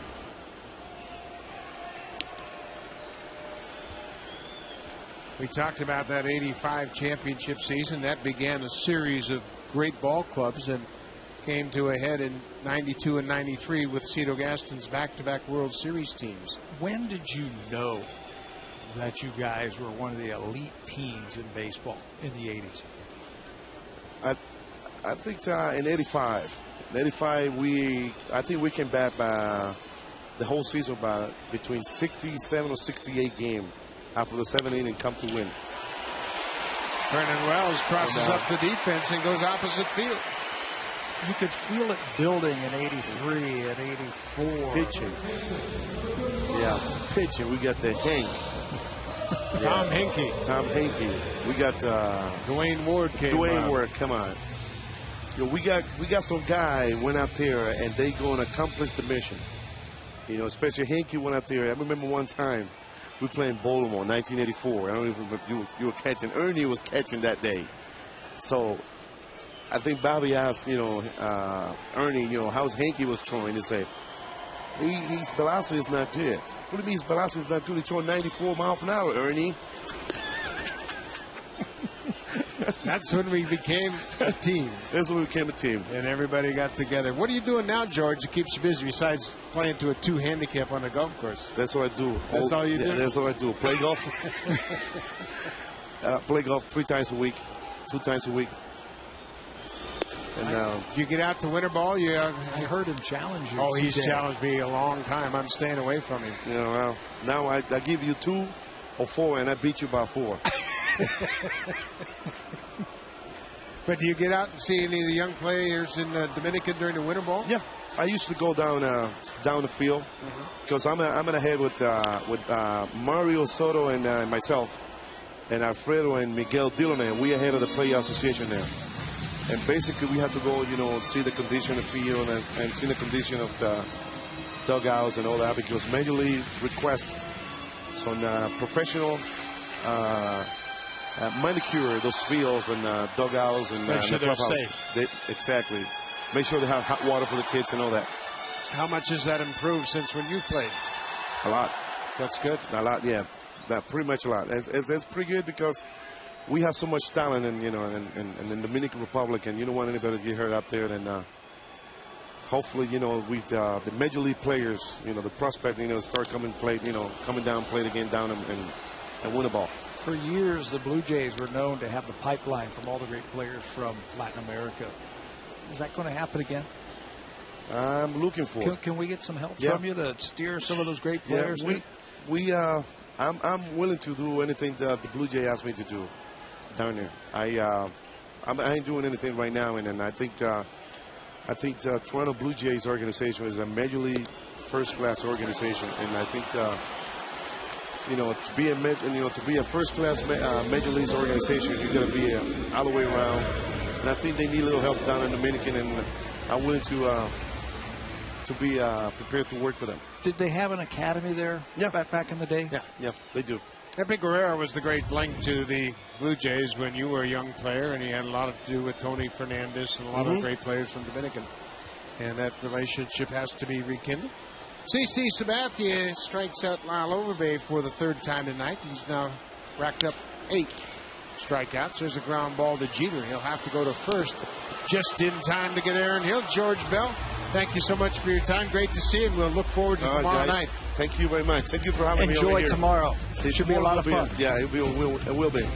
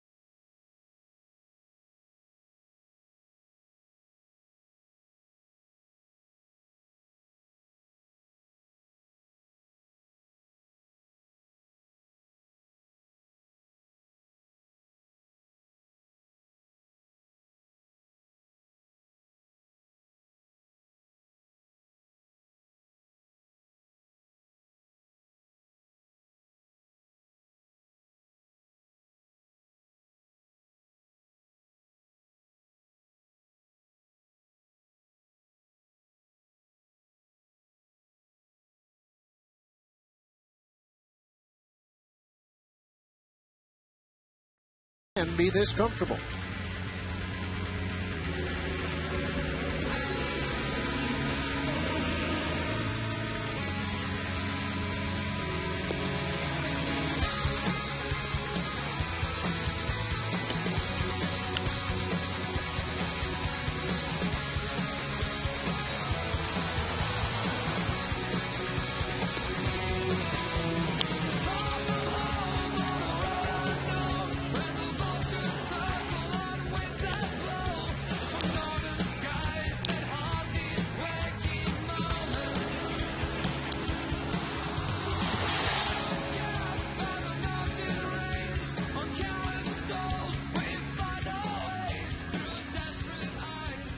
Join us tomorrow night. Cito Gaston will be honored as he wraps up his managerial career here in Toronto with the final home game.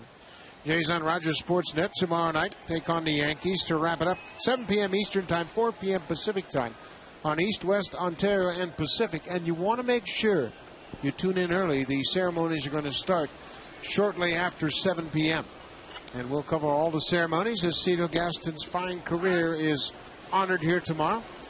George Bell, Devon White, Joe Carter, Pat Henkin will all be in attendance, and I'm sure it's going to be a very emotional evening. Yeah, it certainly will. Cito Gaston can get very emotional with the players that come back, and it's always great to see the players when they come back. In the first place, they go to the manager's office, and they spend lots of time there reminiscing and telling old stories, so it should be a lot of fun.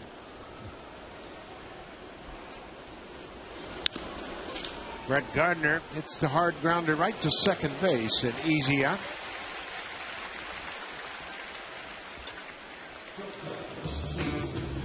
You can win an all-new Honda CRZ and other great prizes when you vote for the Honda Play of the Month. Vote today at BlueJays.com.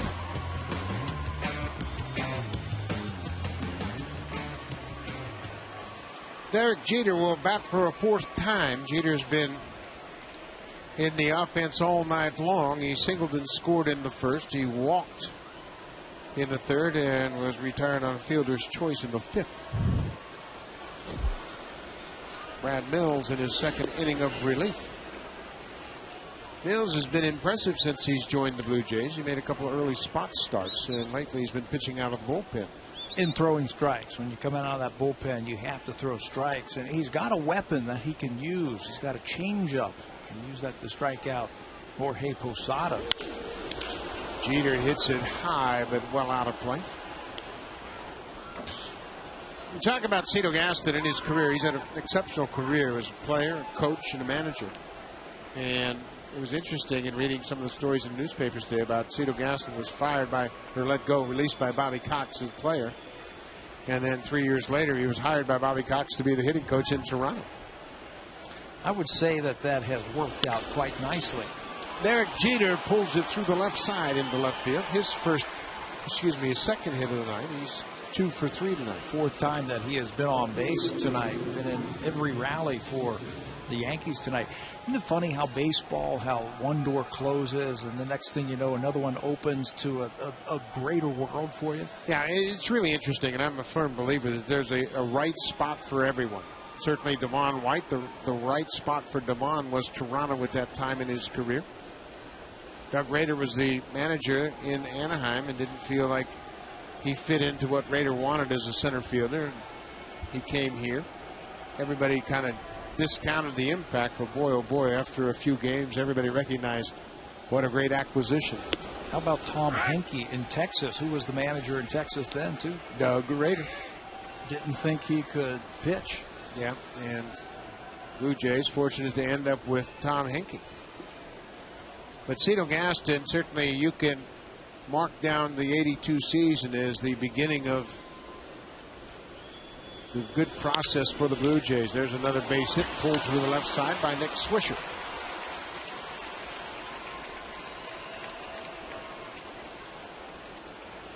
Two singles after the first batters retired. Josh Renicky, David Percy loosening up.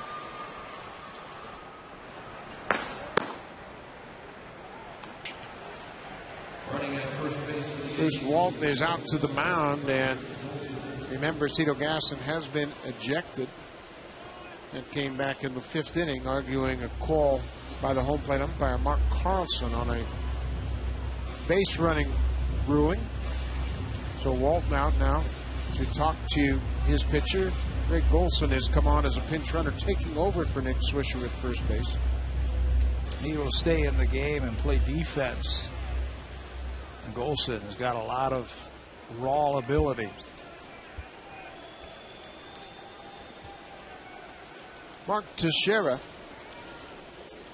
sacrifice fly in the 3rd. He had a single in the 1st.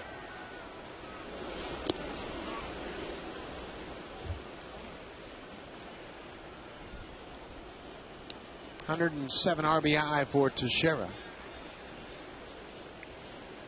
This year, he has always been a slow starter. This year, he took it to the extreme. Yeah, he certainly did. Coming into this game, 7 hits in his last 14 at-bats.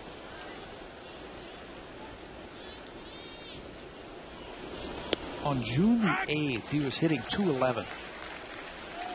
Since that time, 96 games, he's raised his average to about .260. But it's the production that he has produced with all those hits. Once again, up over 30 home runs and 100 RBIs.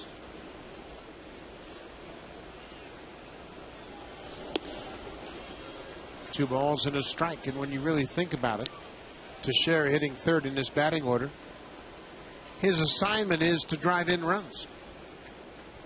Not a base runner, not a base stealer. The batting average kind of the last thing you think about with Mark Teixeira. Yeah, production. 7 times now he has hit 30 home runs and had 100 RBIs. That's what he's paid for. Not paid for on-base percentage. He's not paid for batting average. Home runs and RBIs.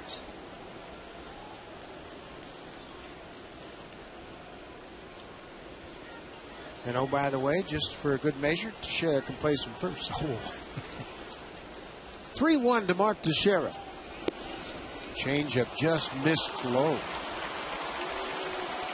The Yankees have loaded the bases.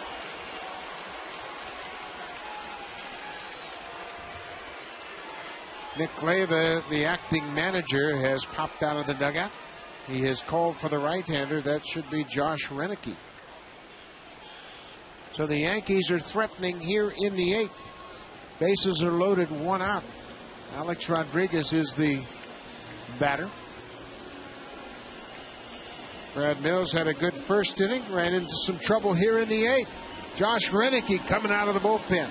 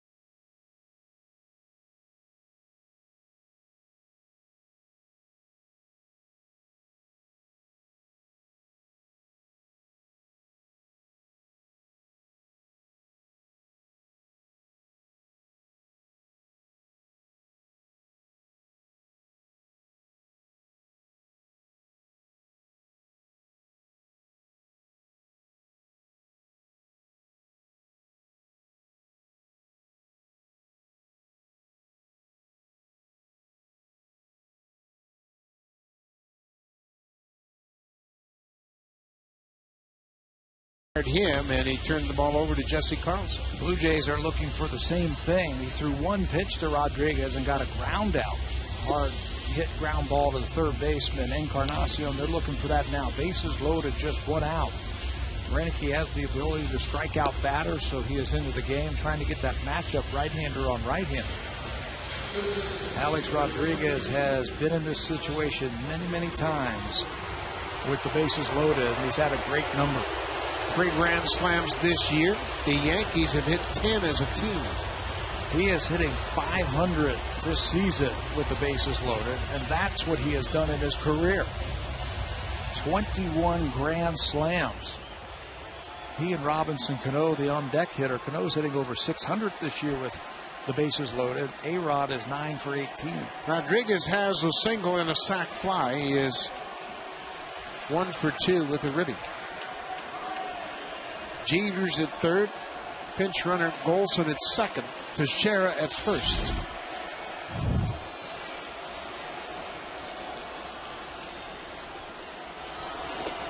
Bounced and blocked by John Buck. The Blue Jays have turned 3 double plays tonight. A 4th would be sweet here in the 8th. Lyle Overbay has been involved in every one of them to end the 4th, end the 5th, and end the 6th inning on double plays. I love how Rodriguez can just lock in these situations here. The concentration level goes way up. Lays off the tight slider. Alex Rodriguez has made some subtle changes mid-season. He's quieted his approach a lot. He's resting that bat on his right shoulder. Just trying to stay as still as possible and be as quick as he can to the ball.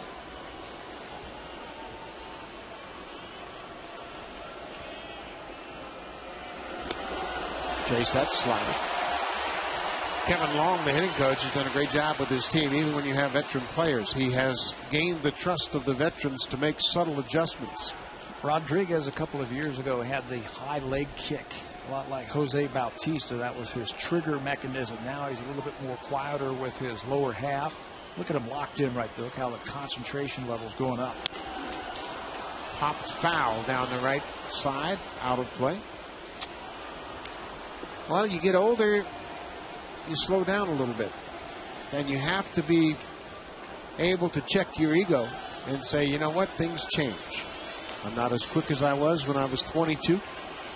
Might have to change my approach at the plate, and you have to admire star players that make those adjustments. You see the good ones that last for years and years and years make those adjustments. 2-2 pitch. Breaking ball missed inside. Renicky went with the curveball. Looking around baseball, keeping an eye on the race in the AL East. Tampa Bay leads Baltimore 5-0 end of 8. Boston is ahead of Chicago 3-0. Bottom of the third. Red Sox keeping pressure on the Yankees. 3-2 pitch. He walked him. Rodriguez laid off the slider. A bases loaded walk. Jeter will score. That's the thing about good veteran hitters is you can throw a good pitch and they're not going to swing at it. Just off the plate, Rodriguez takes it. He'll pick up the RBI, his 121st of the season. And with the bases loaded and a very dangerous left-hander coming out, Nick Leyva is going to return to the mound to make the pitching change. Leyva will take the ball from Renicky. It'll be David Percy on to face Jorge Posada when we come back.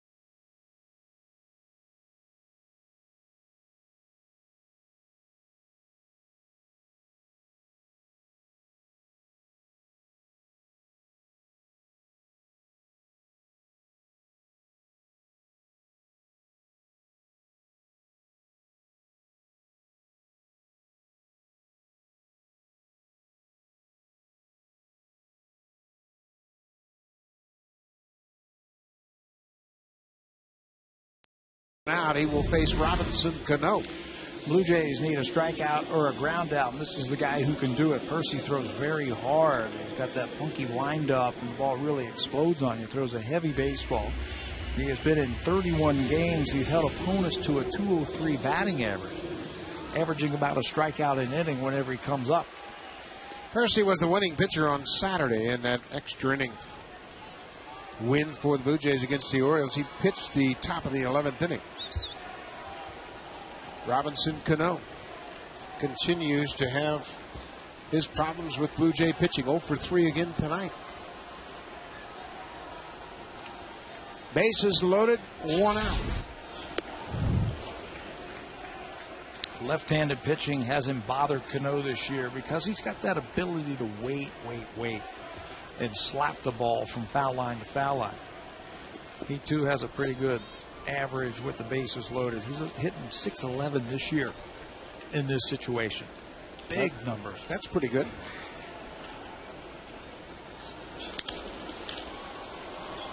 For the season, Cano is batting .284 against lefty pitching. But he's got 13 homers. 13 of his 28 homers have come against left-handers. And we mentioned George Bell in his relationship with Cano. Bell played with Robinson Cano's father in winter ball and remembers Cano as a 7-year-old coming into the clubhouse and said, one thing I always saw, that Robbie Cano could hit the ball away.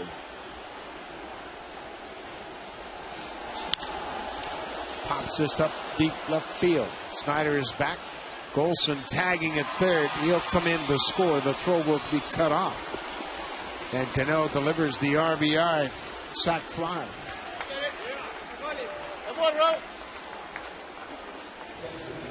First year that Cano has driven in over 100 runs. You look at him and you say, okay, where does the power and the production come from? Well, he's got that smooth swing. He can hit the ball out in front. And he's very good with runners in scoring position. Surely become an MVP candidate in my mind. A lot of other people as well think Robbie Cano has got the upper hand in that MVP race. It's going to be hotly contested. The catcher, Jorge Posada, 1 for 3. Posada had an infield hit in the 4th inning, a ground ball that Aaron Hill fielded on the shortstop side of second base and couldn't make the throw.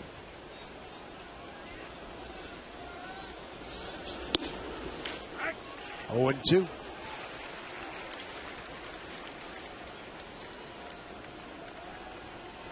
CC Sabathia, 1 run on 2 hits through 7 innings.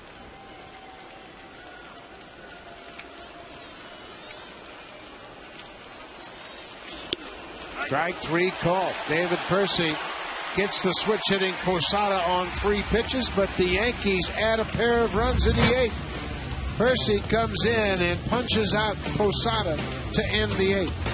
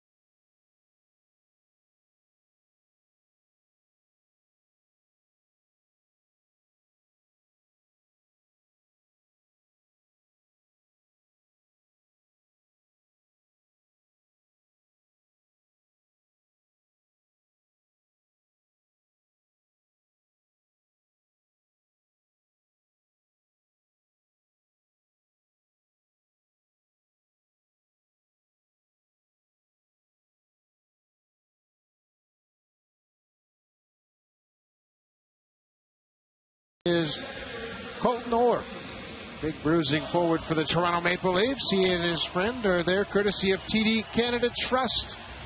The Maple Leafs will go to Ottawa tomorrow night to play the Ottawa Senators right in the middle of the preseason for the NHLers. CC Sabathia is dealing. 1 walk, 8 strikeouts in 7 innings. How about just 81 pitches for Sabathia? He is averaging about 15 pitches per inning, which is right around his best. The last time he won the Cy Young, it was under 15 in 2007 per inning. So a very efficient night tonight for Sabathia.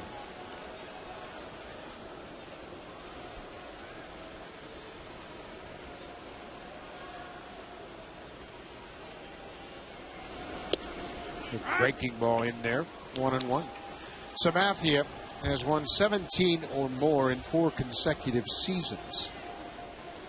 He's the first pitcher to accomplish that feat since Randy Johnson from 97 to 2002. You can count on him He's going to be out there for you.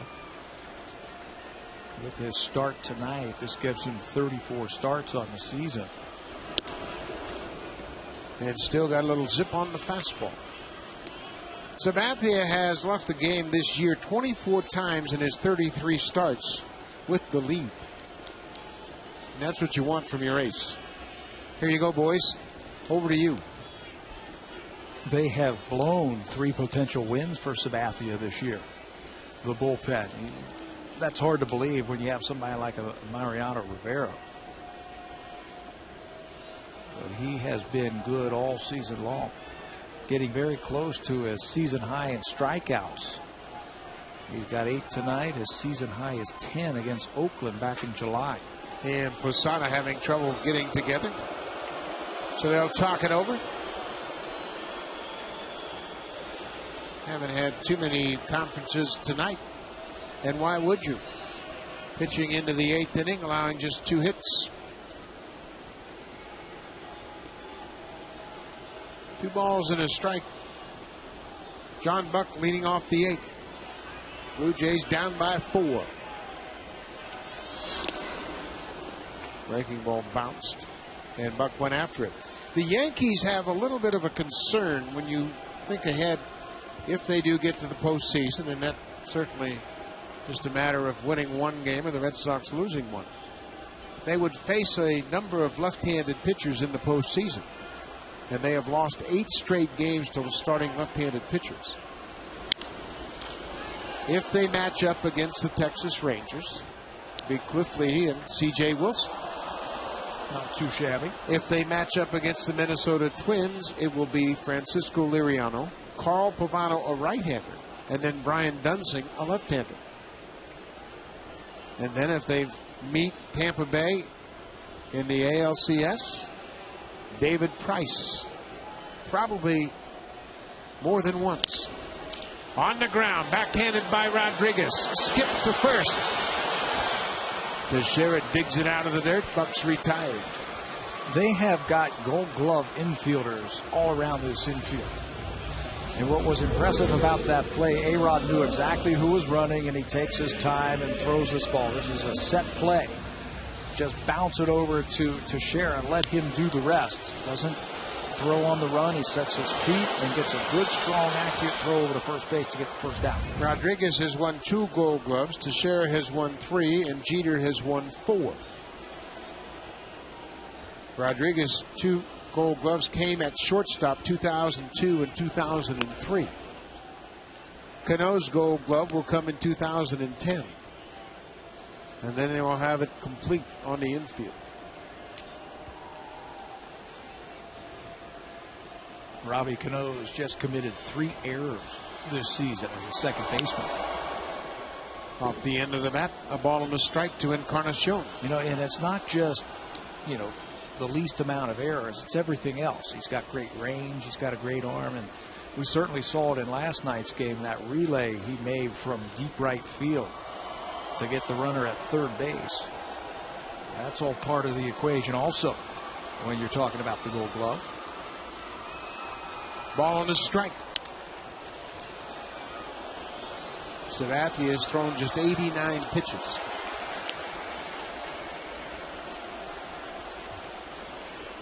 It's amazing how durable he has been throughout his career and how his stamina is so good, pitching late into the game and into the postseason. He has been on the disabled list just 2 times in his career. Ball fouled again. One for a oblique strain for a month at the beginning of the season in 2005, and then another oblique strain for a month in 2006. No arm problems from this big guy. We talked about how consistent his delivery is and how smooth it is. That's how he's been able to avoid any shoulder or elbow problems.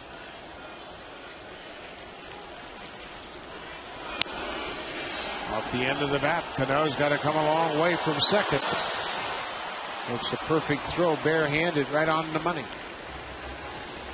Another star on the infield for the New York Yankees, this time from Robinson Cano. We talked about the great range, and you have to have that. He plays Encarnacion up the middle. Sabathia is not going to get it. Now he's got to catch the ball with the bare hand, and in one motion throw a strike to Teixeira. Teixeira has to reach for that ball. Encarnacion beats it out. 2 outs, bottom of the 8th. J.P. Arancibia, the designated hitter tonight. Baltimore has beaten Tampa Bay 5-0.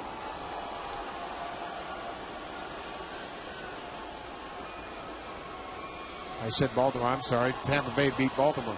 I was looking right at it. David Price won his 19th game. He went 8 innings, gave up 6 hits, didn't walk a batter, and struck out 8. Tampa Bay wins 5-0 over the Orioles. Carl Crawford hit his 17th. Pena hit his 28th. Does it affect one club more than the other for home field advantage? I think the Yankees, they want to get into the playoffs, yes. And Joe Girardi and his coaches have said that. Let's get into the playoff first, and then we'll talk about that. But the Yankees play so well at Yankee Stadium, and I think it's such an advantage the way their fans are there. Arancibia got off the end of the bat. Granderson is there. Sabathia has another 1-2-3 inning. CC Sabathia doing exactly what the Yankees hoped he would. Leads by 4.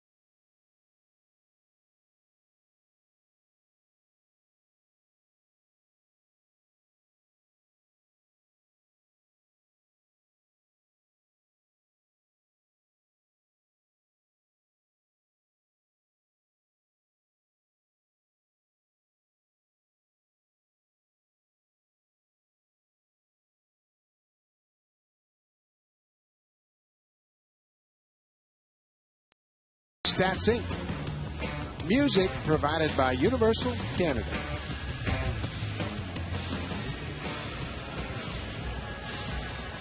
Top of the 9th inning, Yankees lead 5-1.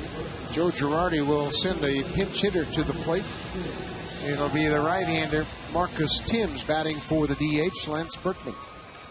Come up with some big hits against the Blue Jays this season. Look at those numbers there. 3 home runs, 7 RBIs. Hitting nearly 500 against the Jays. So Girardi gets a guy, I mentioned all the left-handed pitching that the Yankees might see, so they get a right-handed batter who will probably get the majority of those at-bats a chance to keep sharp. That is a concern. We mentioned the top starters for all 3 of the potential opponents for the Yankees are left-handed. So it's popped up near the Yankee dugout, but it's back into the seats.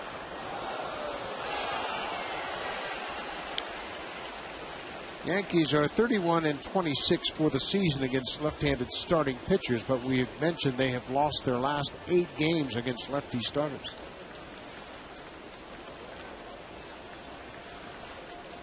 It's really interesting, given the fact they have so many switch hitters in their roster, that they would struggle so against lefties, but it's only been recent.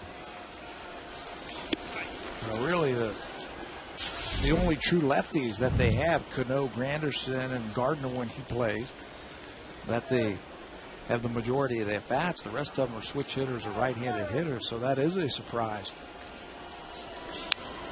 Fouled straight back. I think the one thing that has been consistent, when you talk about lefties dominating a lineup, and Blue Jays certainly know that very well, they have been shut down time and time again by left-handed starters. But so many of the right-handed hitters have taken care of the outer three-quarters of the plate now. And when that ball comes down and into you, it's a tough pitch for them to get to. Sabathia has certainly shown that tonight. He's got 8 strikeouts, a lot of them to the righties. That sweeping slider that he has been throwing here tonight. You have Batista chase 3 sliders down and in. It's a tough pitch because there's no spin. You can't pick it up. It's real tight spinning. Looks like a fastball and then disappears.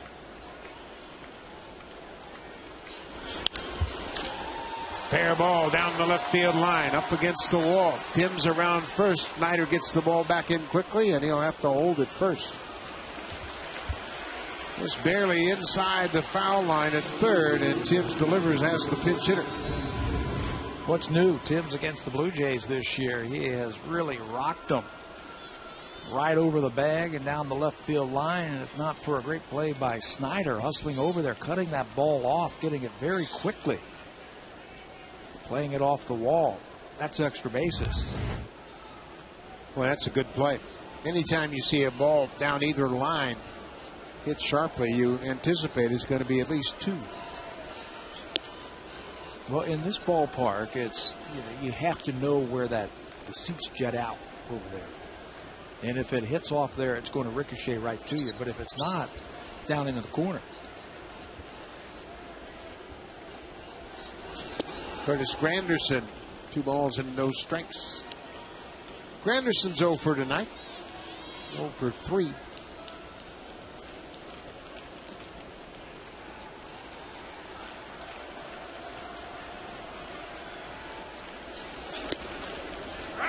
Fastball on the inside corner. The Yankees can clinch a playoffs slot with a win here tonight.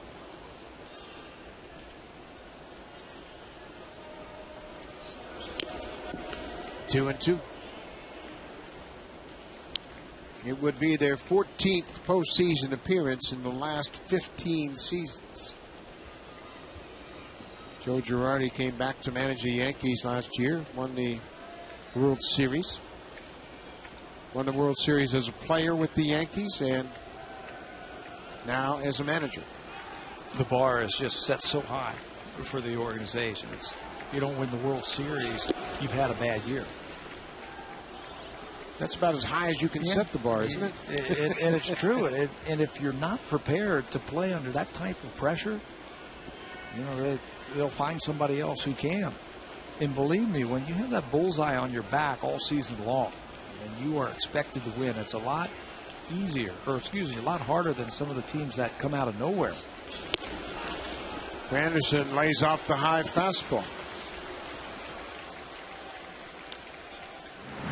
This is the at-home play of the game, presented by Burger King, home of the Whopper. Lyle Overbay has been very busy tonight at first base. Watch this double play. He realizes that Posada has to wait to see if the ball gets by him, and then instead of making the throw, he just tags him and then finishes off the double play to Kyle Drabek. 3 times tonight, Overbay has turned double plays. Visit BlueJays.com/Burger King to register for a chance to win prizes with the Burger King Super Fan Contest.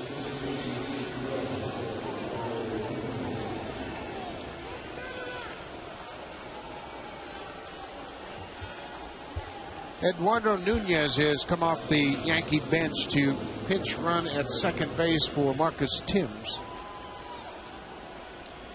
Blue Jays expecting a bunt from Brett Gardner. He has 5 sacrifice hits this season. Squares around and has to bail out. Gardner batting in the 9th spot in the lineup.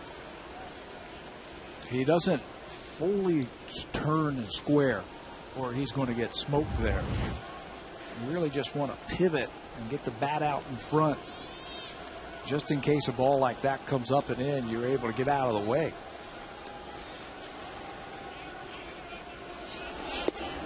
There's his strike. Wow, Overbay is really crashing from first base. If he can make a play on the ball, he's got a shot at third easily. And I think that's why they brought Nunez in to run at second base. I mean, this kid can really fly the runner at second. Overbay thinking very aggressively. There's Nunez, who's got to get a good secondary lead here. Popped in the air, but back over the screen. That first pitch to Brett Gardner, a little unsettling. Has him back on his heels a little bit. Yankees lead 5-1, 9th inning. 2 on, nobody out.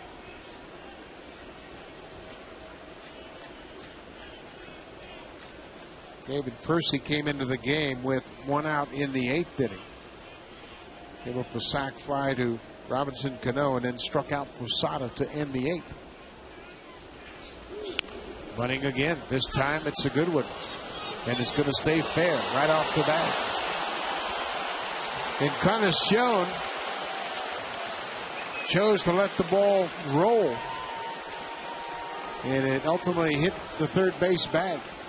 Part of his game that has improved. Brett Gardner, watch him just slash this ball. This is a tough play with 2 strikes.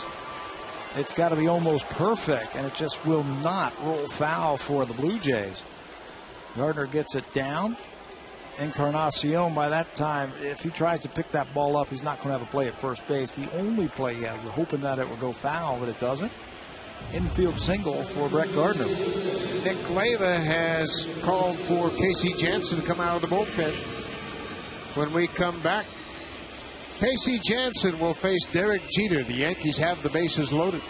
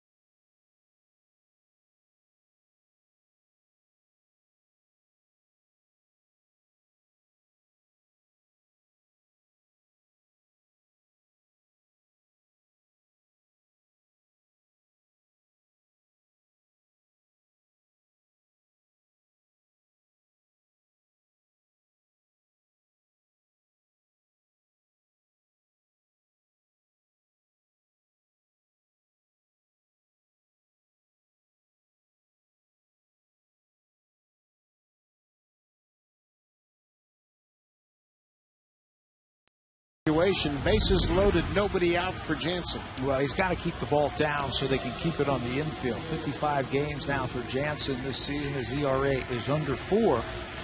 Last work 3 days ago was only able to get 2/3 of an inning against Baltimore. Hard sinker, good slider, throws a curveball. He's more, his repertoire is more of a starting pitcher. He's got 4 pitches, but when he keeps it down and keeps it on the corner, that's when he'll pick up a lot of strikeouts. Derek Jeter's had a couple of hits tonight.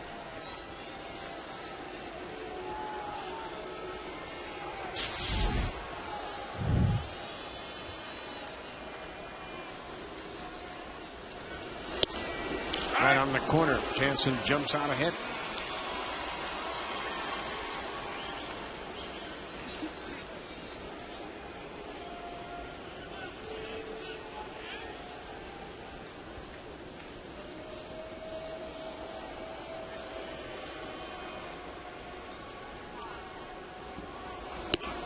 Just off the plate, a ball on the strike. The infield is in. Nobody out. Trying to cut off the run at the plate. Can't afford to give up any more runs. Last couple of innings, the Yankees have shown why they are so good offensively. It's not just about the power. It's not just about the speed. It's the ability to manufacture runs. Always keep the pressure on the other team offensively. Derek Jeter had the key hit in the 8th inning with 1 out. He singled, then Swisher singled. The walk to Teixeira loaded the bases, then the bases loaded walk to Alex Rodriguez, forced in a run, and then a sacrifice fly, manufacturing a run. In fact, 2 that inning. Jeter strikes out. Good pitch by Jansen. Made him chase. Tight, hard slider from Jansen to pick up the strikeout. Jeter struck out on a pitch similar to that in last night's game. Now all he needs is that good ground ball to get out of the inning. But to the point about the Yankees being able to manufacture runs, they're #1 in the American League in runs scored, and they can do it in a variety of ways. Came into this game, scored over 800 runs. The only team in the American League who can say that. And they haven't done it with the home run tonight. Greg Goldson will bat for the first time. He came on as a pinch runner.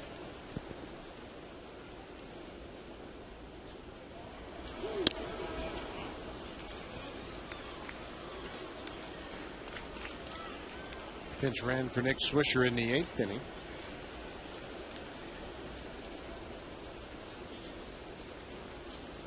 Goldson's been an interesting player, and he has had a chance to play. Very athletic with a strong arm. He made a game-saving throw in Tampa Bay, throwing out Carl Crawford at third base when Crawford tagged at second. And it was all his arm. I mean, if you watch him, you break down the way that he threw that runner out. Didn't get a good running start, caught the ball flat-footed, but threw a strike, and a strong strike to third base to get the out. Outside. 2 balls and a strike, bases loaded, 1 out. The Yankees trying to add to their 4-run lead. They scored 2 in the top of the 8th.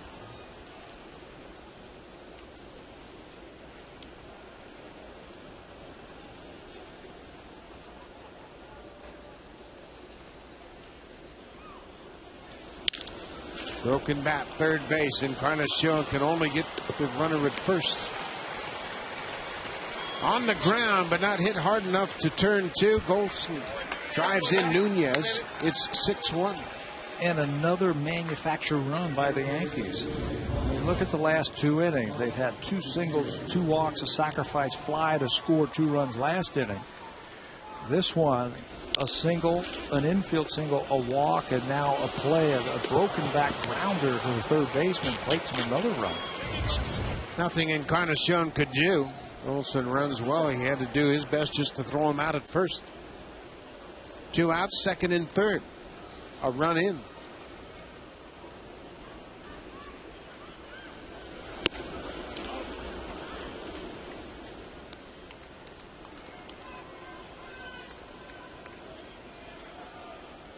(6-1) Yankees.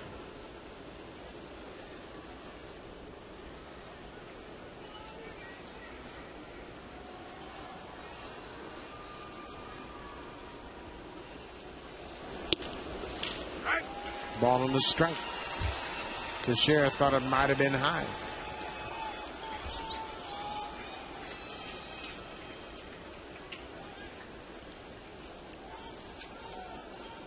Clutch hitter. Always has been. 300 average with 2 outs and runners in scoring position.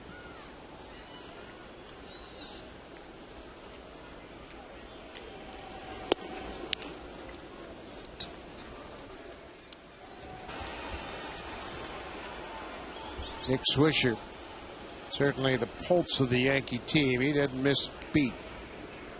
Congratulating Goldson for the good at bat. Got the ball on the ground, drove in the extra run.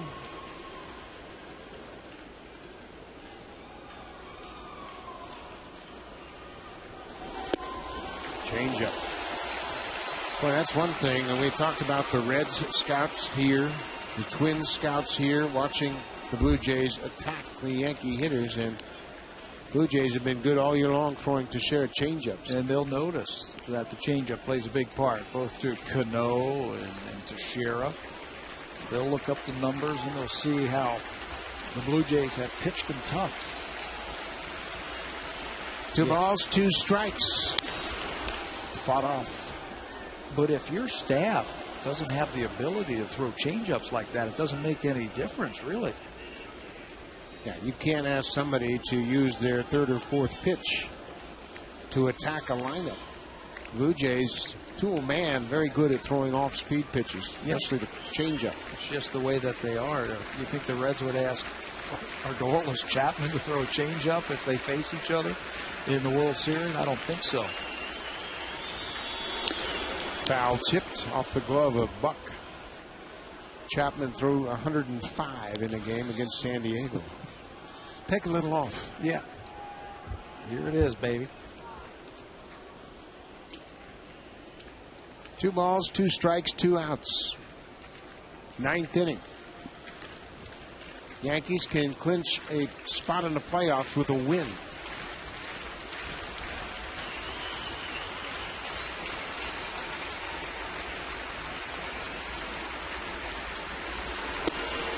Just low. Wow. That's where Jansen needs to be to pitch effectively.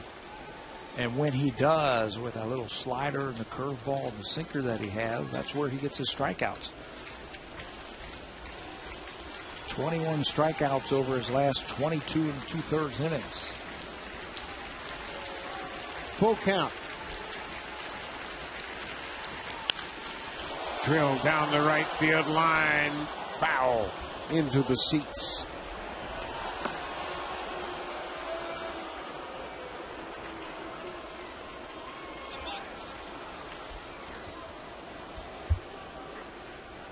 You got to believe now, if John Buck would have his wish, it would be for an off-speed pitch. Yeah, something going down and away from Teixeira, because he can certainly handle that ball up and in. CC Sabathia has held the Blue Jays to 1 run on 2 hits. David Price went to the mound tonight for Tampa Bay and shut out the Orioles over 8 innings. Didn't walk a batter and struck out 8. These two are probably the front runners in the Cy Young race. Sabathia looking to go to 21 wins. The walk to Teixeira will load the bases again for Alex Rodriguez. Last time he hit in the 8th inning with the bases loaded, he drew the bases loaded walk. Set up the exact same way. 2nd and 3rd, and Mark Teixeira worked the walk. Setting up a bases loaded situation for Rodriguez. The Yankees have walked 4 times in the last 2 innings. Rodriguez has one of those walks. Breaking ball on the corner. Josh Renicky walked Rodriguez in the 8th.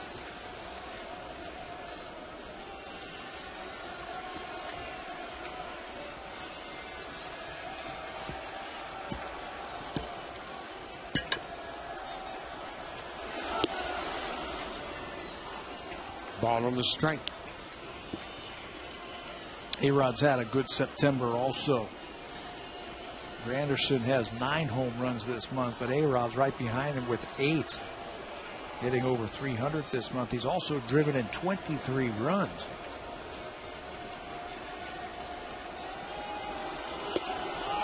Inside corner. 23 runs in September, driven in, sounds like a lot. I know where you're going. Until you look over in the National League at Troy Tulowitzki. He's driven in 40. Wow. Tulowitzki's 3 off the all-time record for RBIs in September. It was set in 1927 by a man named Ruth. 40 ribbies in about 20 games. Impressive. Casey Jansen, John Buck having a little conference here with Alex Rodriguez in a hole, a ball and 2 strikes. We had mentioned Rodriguez has 21 career grand slams. He and Manny Ramirez both with 21 grand slams. They still trail the great Lou Gehrig, who hit 23 grand slams. That's the all-time record.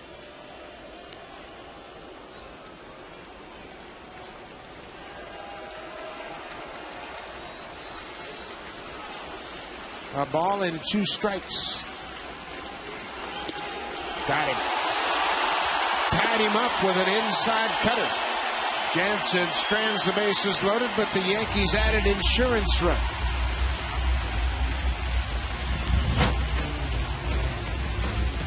Rodriguez strikes out. 2 strikeouts in the inning for Jansen.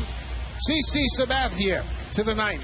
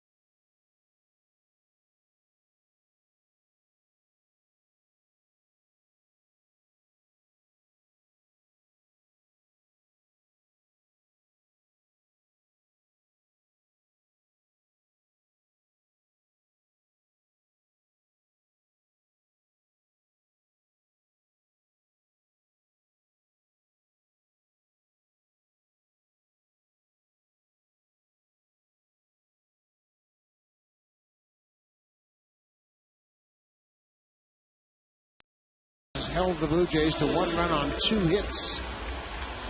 Going for the complete game. The active leaders in complete games. Roy Halladay had a complete game last night, winning his 21st game of the season. Ivan Hernandez, Jamie Moyer, Tim Wakefield, and Sabathia going for his 31st complete game. He has pitched 8 innings in 9 starts this year, which is better than what he did last year when he won 19 games for him.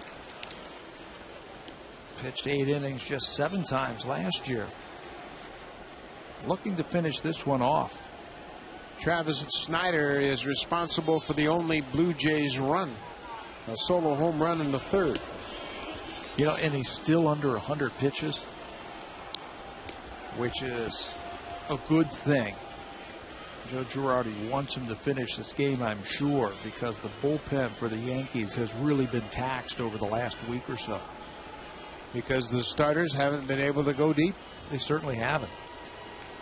1-1. Breaking ball. Travis check. Jeff Nelson said no swing down at 3rd. In their last 6 games, the Yankees bullpen has thrown 29 in the 3rd innings. Joe Girardi said it before yesterday's game. Hey, my bullpen is fried.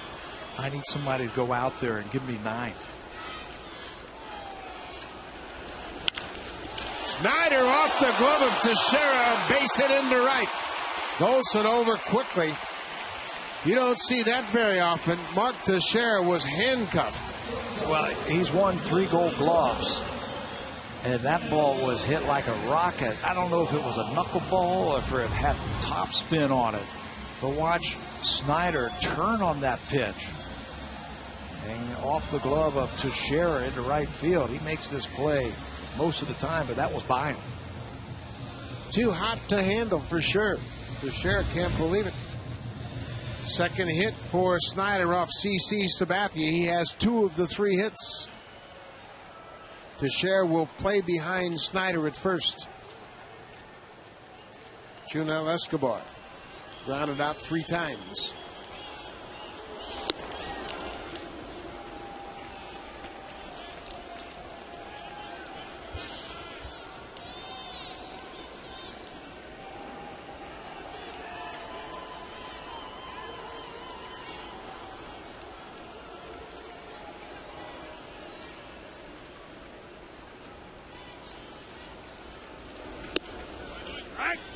Ball on the strike.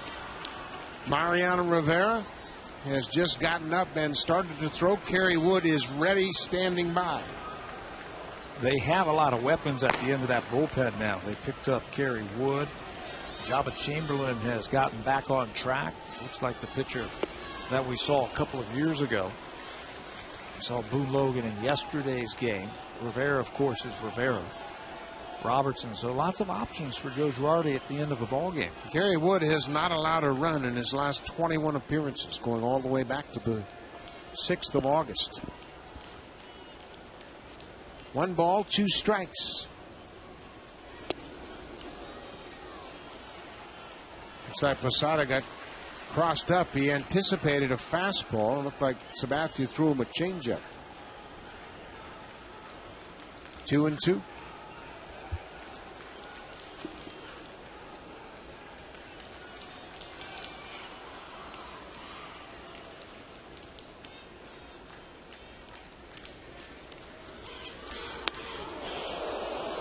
Full count.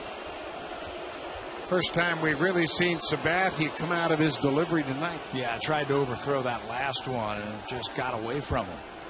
He has been in command because he's been able to mix his pitches, stay back, working that breaking ball when he needs to.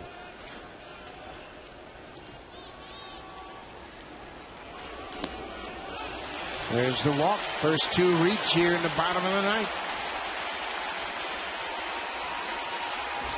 Second walk of the night issued by Sabathia. He walked Bautista in the first. You know, when you see Sabathia, he's big, he's strong, he'll challenge you. You figure he's a fly ball pitcher. But this year he's getting much more ground ball outs than fly ball outs. He's turning the ball over. He's using his breaking ball. He's challenging and keeping his fastball down. Tonight, 10 ground ball outs, 6 fly ball outs for Sabathia.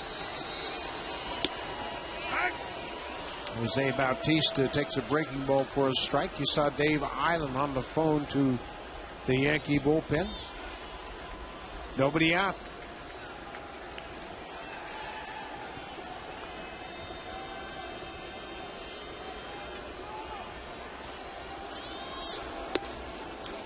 Bautista will take a walk.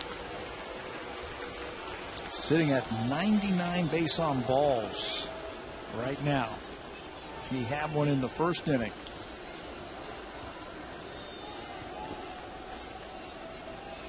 A ball and a strike. Breaking ball. Squirts away from Posada, but the runners will hold.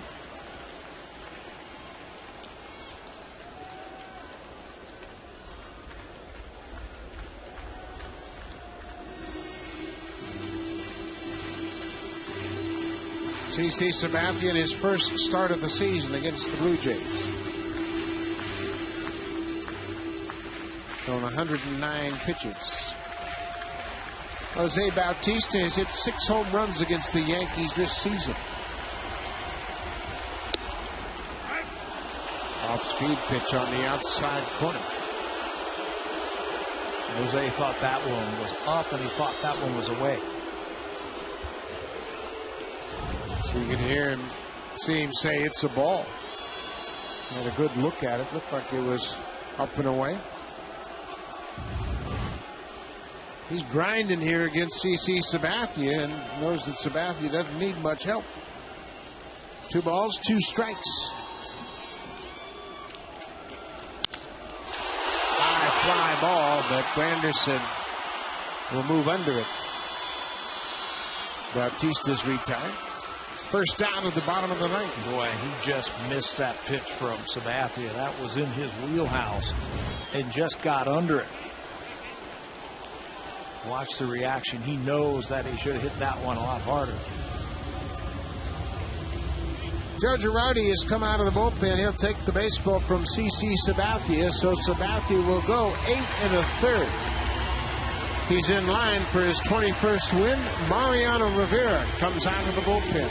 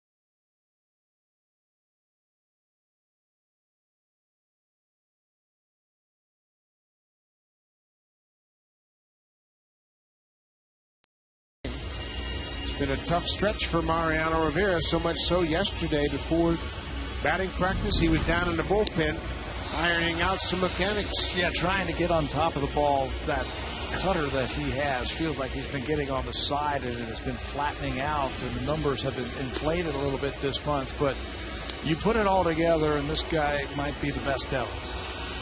A 4-to-1 strikeout to walk ratio this year in 58 1/3 innings for Rivera. Look at that whip. He doesn't walk anybody. He doesn't give up any hits. Lots and lots of saves, and it's that signature cutter that he's been doing it for 16 years. Just lost the feel for it for a little bit. Went back there and worked. He said, if I make my pitches, if I do the things that I'm supposed to, I'll get the hitters out. This is the 25th time in 34 starts CC Sabathia has left with the lead. Sabathia in line for his 21st win. Vernon Wells. Wells thought that pitch was inside and let Mark Carlson know about it.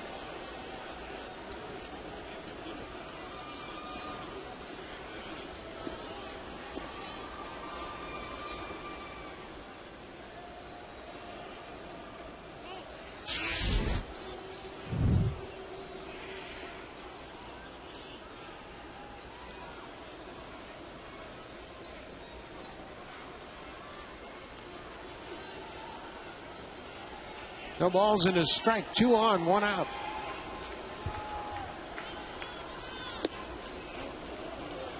Has there been anybody who's been more automatic than Mariano Rivera in his career? For his career, he's been perfect. Set a high standard for any other reliever, that's for sure. But lately, it's been a bit of a struggle for him. Wells lines it to left. Gardner is there and makes the catch. Can't hit it much harder than that. Right at him.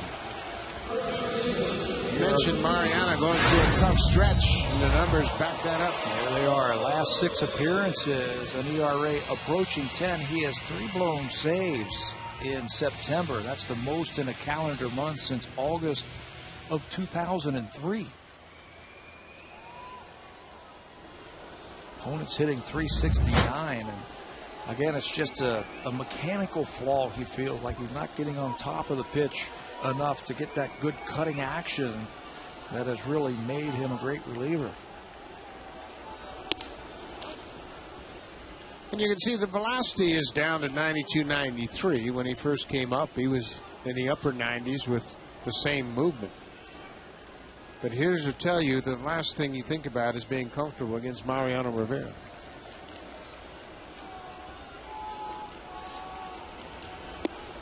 There's a strike.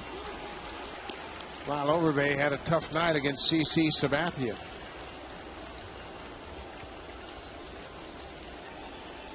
Three strikeouts. 2 down here in the 9th. Blue Jays trail by 5. Bounce toward third. Long throw for Rodriguez. In time, and the Yankees win it. Joe Girardi and the Yankees are going to the postseason for the 14th time in the last 15 seasons. CC Sabathia, the winner, his 21st win of the season. Well, that's what you need from your ace. When you need a win, you throw the big guy out there. He pitches into the 9th inning. And you know he wanted to be out there to finish it so they could celebrate. But if he's not the guy, who better than Mariano Rivera to close it out for the Yankees as they're going to go to the postseason once again? You can see it's just a very mild celebration. The Yankees have been here before. They know they've got a lot of work done ahead of them. Yankees win 6-1 behind Sabathia. Stay tuned for Connected. All the highlights from the Jays game and all around baseball.